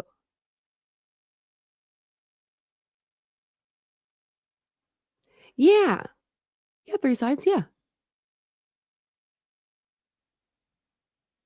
No, I haven't seen. Oh, I played it and read it? Let me know. Yeah, I feel bad for his parents too, Squeaky. I feel like it's gonna be one of those, like, those, that TV show, I say it all the time, Evil Lives Here, where the families come out later on, and they talk about the person they lived with and how they were growing up, and, like, allegedly, this is all alleged, but, I think my personal opinion is something like that's gonna come out. I have a feeling, like, in a couple years, it might take 10 years, it may take 5 years. I mean, but I think that eventually his parents will talk about something. You think they'd never talk? I don't know. Maybe.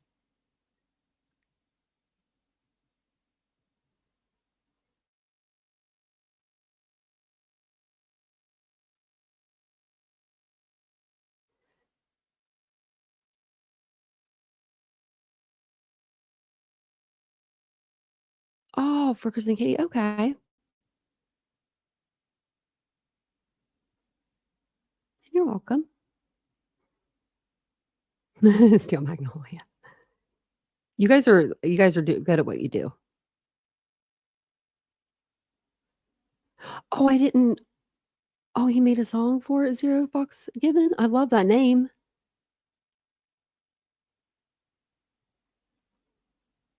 Gotta go. Oh, we have a bike. We have the biker rodeo where I'm from.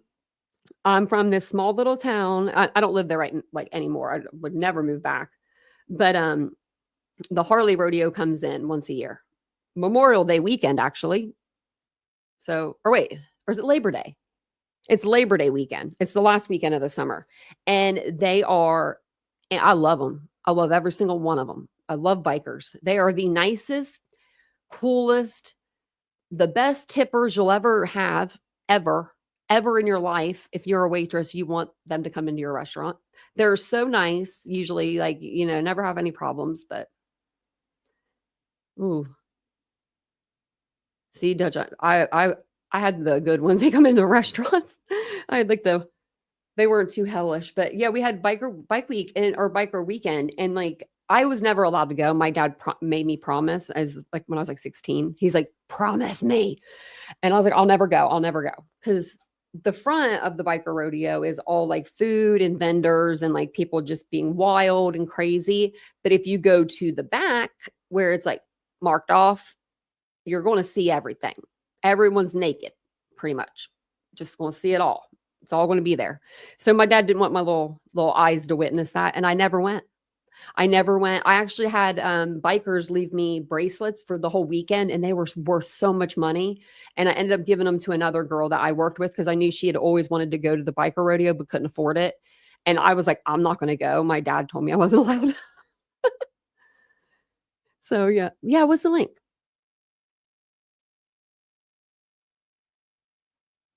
Send me the link. I'll play it. Very interesting mix of people. Oh, the letter and song. Is it on Kramit's page?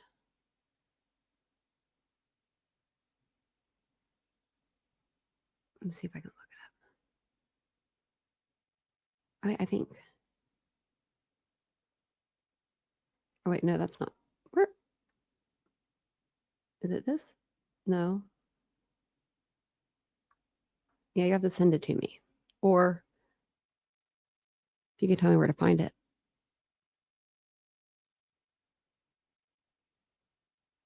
Is it a letter?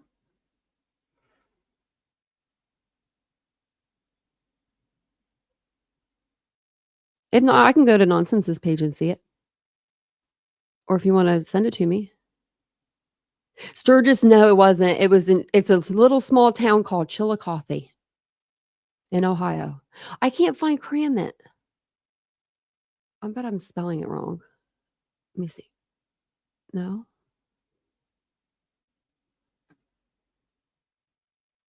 Maybe I was.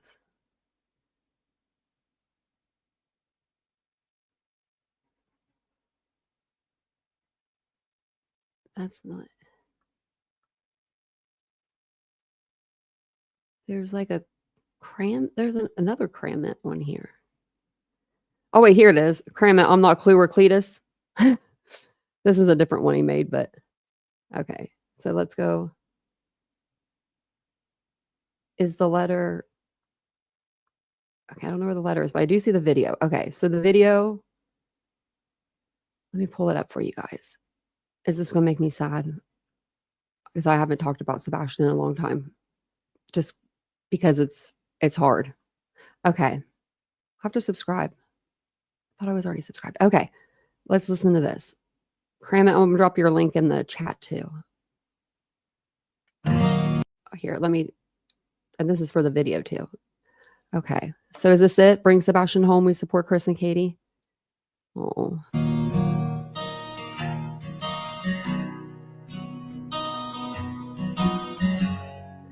Do I need to cut off my monetization or anything? 16 years, that sweet smile. Now the silence stretches for miles. A boy is gone, but he's not lost. Not while we still carry the cross. Katie, mama line, fighting through tears. Chris holding strong through the ache and the fear. No matter the lies, no matter the doubt, this world's gonna hear us shout. From Hendersonville to every home, we raise your name. You're not alone. We believe in you, Katie. We believe in you, Chris. Even if we ain't there in the dirt and mist. From YouTube screens to real life cries, we're the voice behind your battle cries. We support you, yeah, you're not alone. We'll never stop till Sebastian comes home.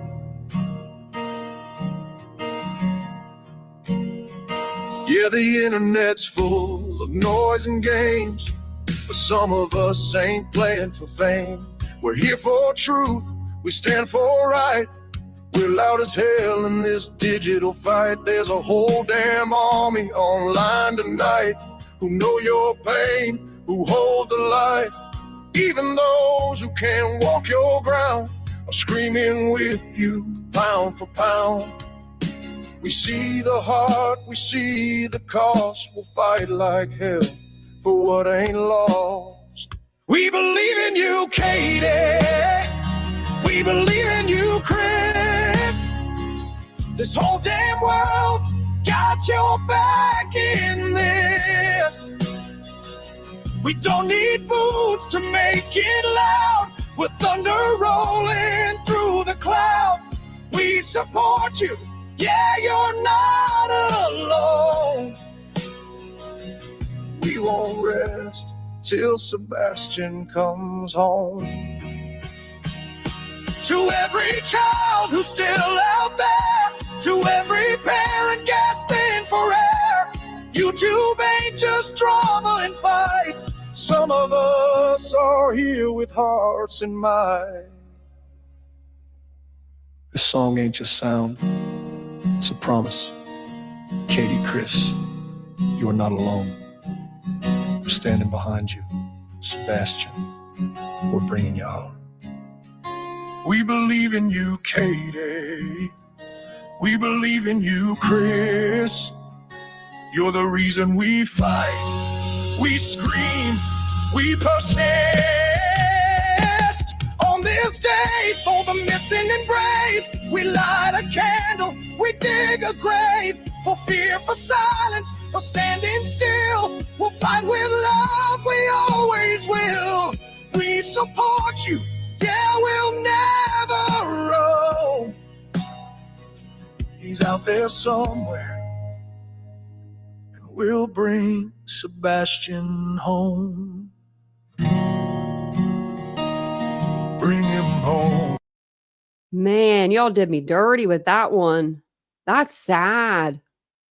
Oh man. Talk about tears in the eyes. And then I come over to my iPad and I click on my emojis, and my first emoji is still the green heart because I don't ever put emojis in my chat. So then I was like even sadder. But that was really good, Cramit. Wow. Was that Cramit singing? Because I've heard like Clue say, I want to play a song from Cramit. And then I don't know why, but I never end up hearing the song. Like she plays it, but I think I'm like cleaning and I'm just, over here when it's playing. I never heard his voice. But I do know that Cletus does sing, but I don't think that sounded like Cletus. That's a good song. That's a very that's all that anyone needed, is AI. It's really good. AI is so good. It's scary good. It can make me sing, That's a good song. Like to put the effort into that was really nice. That was a really good video. Like at the end, with like if you have anything, What happened, Ashley? That's where I was looking in Kramit's community post. Okay, let me see. I was like, where's the letter?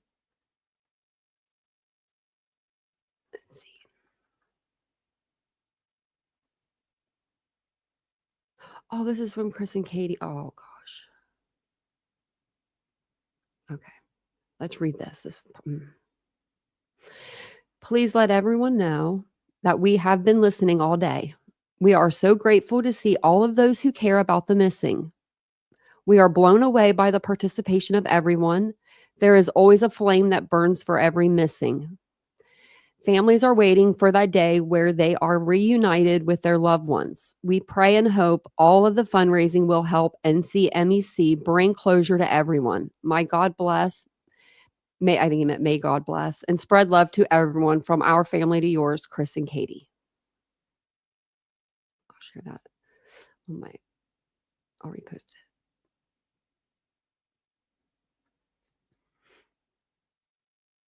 That's very sweet for them to they didn't say, about Sebastian, our son, you know what I mean? Like it was like praying for everybody that's missing and all of the families. And that song kind of makes a little sense when you hear the yelling and the hollering, because it's passion. So, and I can understand that. There's, cases that the passion is, can get a little too real. I was telling the chat before, we did a case. We covered a case last year. It was even last year that we covered it.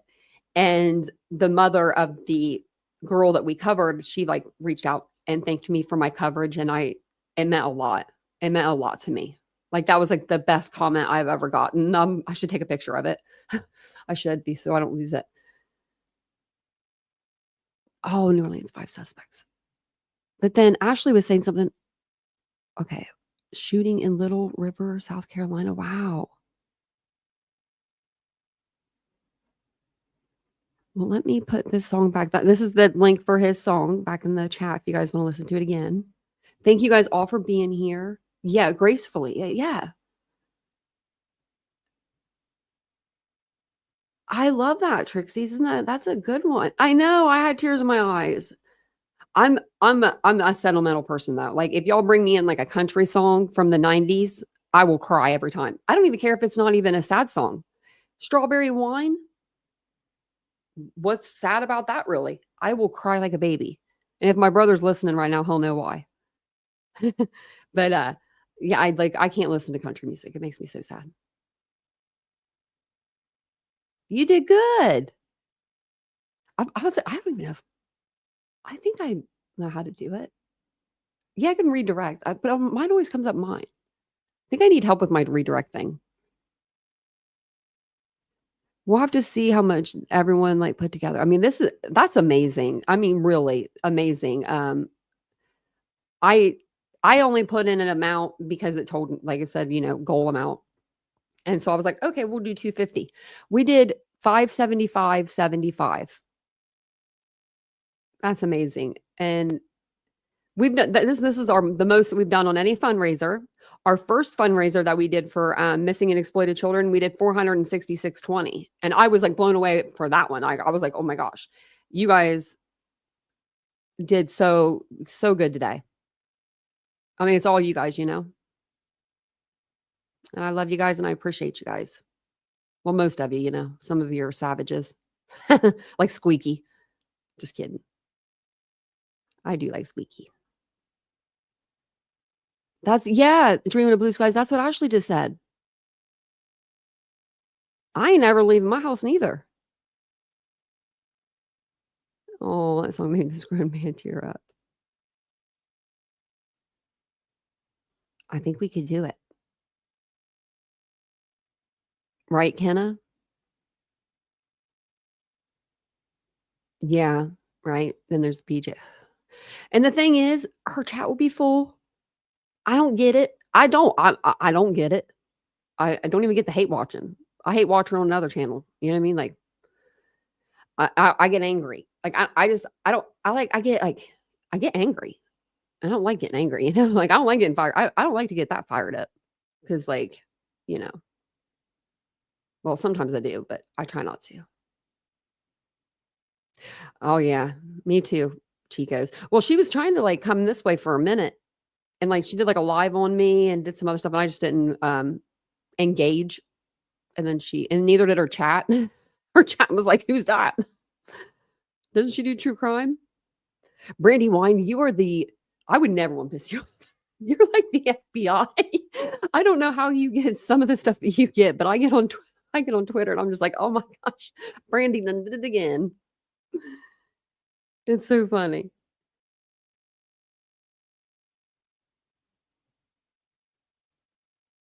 You have problems going places unless you leave the state. Yeah. Well, it's a scary world out there. I appreciate you guys all being here tonight. Oh, did we do the 600? Oh, thank you guys. You guys are amazing. Look at that, 620.75. Oh, you guys are awesome. Thank you so much. Look at that. I wonder if they're going to be like, what happened to YouTube tonight? Like, we got an extra $20,000. I would be surprised if,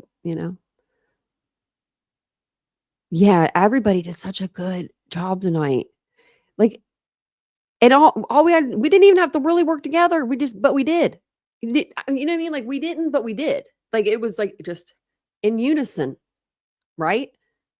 This is the thing to do. Like, this is the common sense thing. I feel like that, you know what I mean? Like common sense would be, we're true crime genre. Some of us aren't true crime. Some of us are like more in the drama sector, but we all cared about a case. Like, a case brought us here, more than likely. Do you know what I mean? It wasn't the drama that brought us here. It was a case. And usually that case is a missing child, I feel like, a lot of the times. And most of them we do find, but a lot of them we don't. But I hope that Sebastian's not one of that. I hope that we find Sebastian. I hope we find him fast. Friendly a-hole most days. Me too, usually. Gilgo Beach brought you here? Gilgo Beach is where it's at. Oh, they were like tearing out his cellar, his little dungeon, his little safe the other day. I meant to tell you that, Aries. They sold that house. I guess they're moving. I think they're going to knock the house down. What do you think? I think they're going to knock the house down. Your own case brought you to YouTube? What brought me to YouTube? COVID. I wanted to talk to somebody. I was bored. So Vincent got me this little setup from work. Like, it was like this little microphone. It was like terrible. I don't even think it worked. Like, I really don't even think it worked. And then I would do lives right here, like on the floor here, right over here. I did lives here. I've done lives in that room over there when I had that really big studio. This one's huge too. This is a huge room. I mean, it's huge. Tyree Nichols brought you here. I'm trying to think. Kylie Rodney is the case that brought me here, but like to the true crime genre. And I just had something to say. I just had some stuff. I just didn't agree with some stuff. Still my best video. It was me in the car with like the worst microphone ever.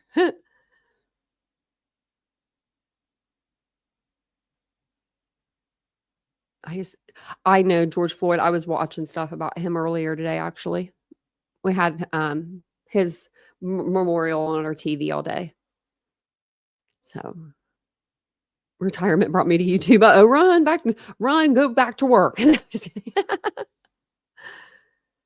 Gabby Petito, I guess kind of Gabby Petito brought me over, I guess, a little bit. But when Kylie Rodney happened, that got me hooked. Oh, thanks, Nonsense. I hope you're talking to me. Thank you. I appreciate that. Thank you. I think it's the black. Maybe it's the hair. I forgot to tell them. I think it was Nancy. She's like, Nancy was like, Tanya, your hair grew so much. And I meant to tell her in the comment section, I have extensions. It didn't grow that quick. I wish it did. And I wish it grew this thick. That'd be great.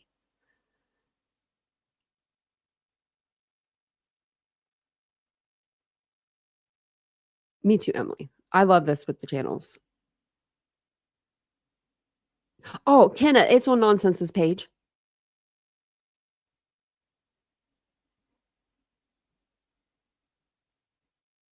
Gabby Petito for you too, Ladybug. I wonder where Mary Beth is tonight. I wonder if she's okay.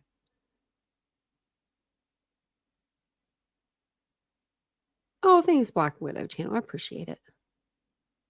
Thanks, Tata Chip. It- rollers, heatless. Where are they at? This thing right here. Okay, so Vincent makes fun of me. Like, he makes fun of me so hardcore because I am completely opposite of what I used to be. Like, with my hair, I just go and get in bed. Like, I pull it up on my head and, just whatever. But I've been using these like little roller things. This one has like a wire in it. So it's like, I don't know. It's better. It's just better with the wire. And I just put it on my head like this. And I look funky, but it works. And then you just twist your hair around it. If I can figure this out, anybody can figure it out because I can't figure out anything. Literally, especially when it comes to girly stuff. I can't paint my own fingernails. I can't even paint my own toenails. I can't stay in the lines. But this, I figured it out. And I want to try different ones. But yeah, like heatless curlers. And then I just take them out like right before the live. You only need them in for a couple hours too. Thank you, Pretty Hate Machine. I love my hair. I bought it. So it's not really my own. It's mine, but And I hope I get to keep it for a lot longer. They said I can't swim. That's the only bad thing. Because like there's chemicals in it, even though it's real hair. I don't know. But other than that. And I think I'm going to actually do a video on my second channel. It's unfiltered with Tanya on like my hair extensions and stuff. I want to give you guys the lowdown because it is crazy when you go to get extensions. If you want to get extensions done, there's like all these different ones that you can get. And then they charge you on the hair and they charge you on the service. And I feel like I got gypped. I feel like I could have saved a lot of money and time, a lot of money if she would have just let me buy my own hair and bring it. And I could have asked her for that. Like some places you can bring your own hair. Always bring your own hair. I would. Oh, $675. That's a pretty good price. That's when I go. That's how much it is when I go like just for them to raise them up. Oh my God. Y'all are expensive. But I want to look nice for you guys. I like to look nice. So that's what I mean, But I'm going to jump off here. Thank you guys for all coming over and hanging out with me for a little bit. I appreciate it. That was fun. I have no hair, $50 over 2 weeks. Yeah, but see, $50 is a lot though for a haircut. You probably get it like trimmed up looking nice. Like mine, I think I do mine I think it's like every 6 to 8 weeks. I go in 8 weeks.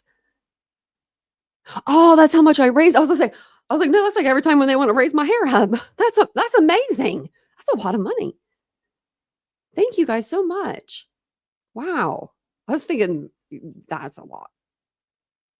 $675.75. You guys did an awesome job tonight. I can't take credit for it. I just sit here and talk to you.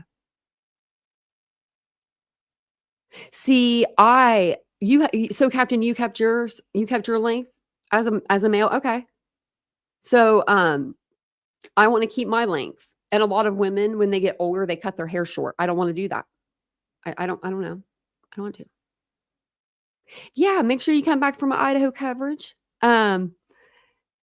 Oh, thanks, Nonsense. I appreciate it. And you are too. You need to come live more often. Because I feel like you have been taking a little bit of time off here lately. What's up with that? Just kidding. I took 2 days off in a row and I was like, what is going on? What is going on? I like longer hair on guys too sometimes.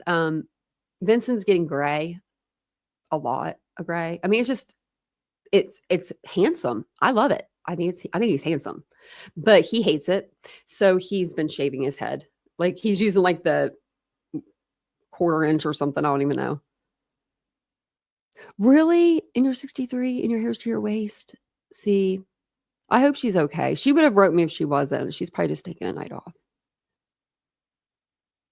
Oh, yes. Fireworks. There will be tomorrow. 70 and growing my hair long, gray, and rocking my curls. I love it. Once you hit a certain age, I don't know what age it is because I'm hitting it right now. I'm like going to be 40 this year. I think I hit it like at 39 though.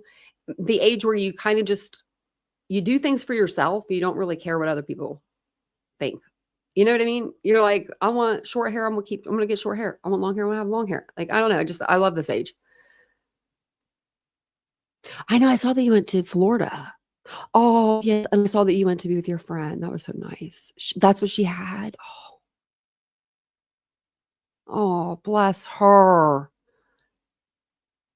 I didn't know that's what she had. My aunt had that. And then my grandmother. And I mean, it was on my dad's side. I don't, you know what I mean? I hope I don't get that gene, but Denise, you're 49. You're about my age, about 10 years difference. I feel like that's like around the same age.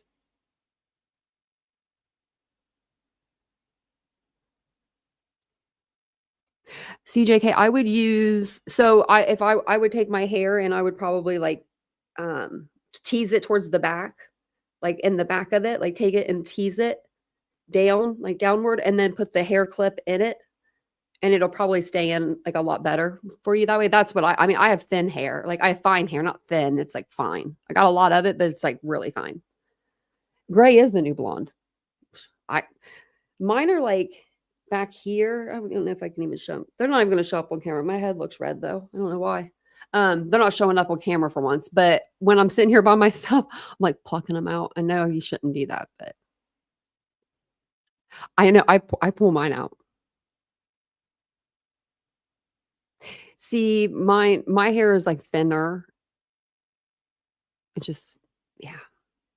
That's why the extensions are good, because then you could just put the heatless curlers in and you're ready to go the next day.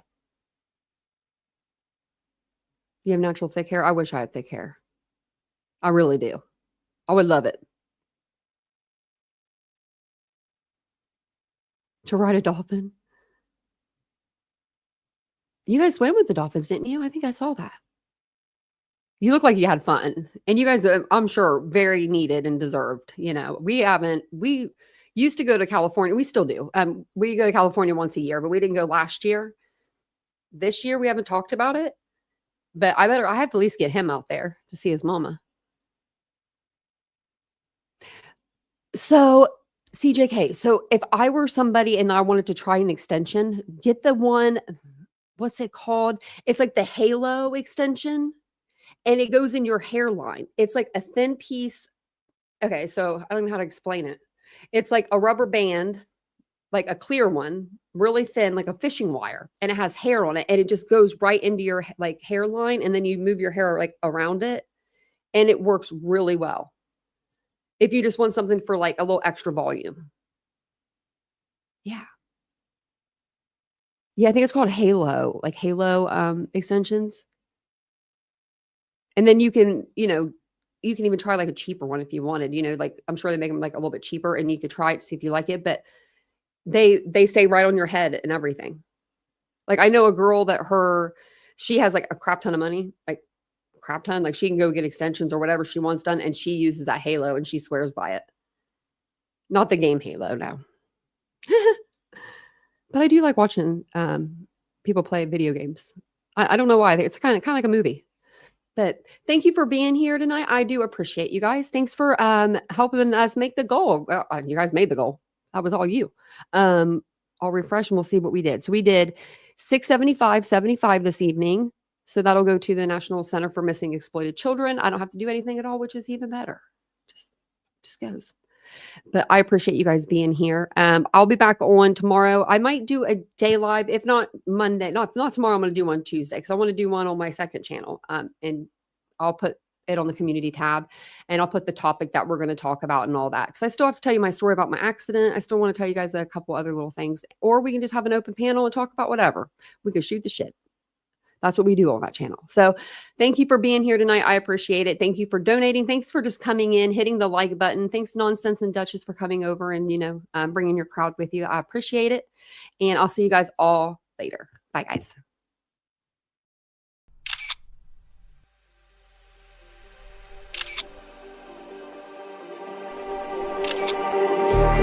Just like the street lights lit this town, like a fire in a blaze, gotta burn it down. Can't be afraid to leave this out.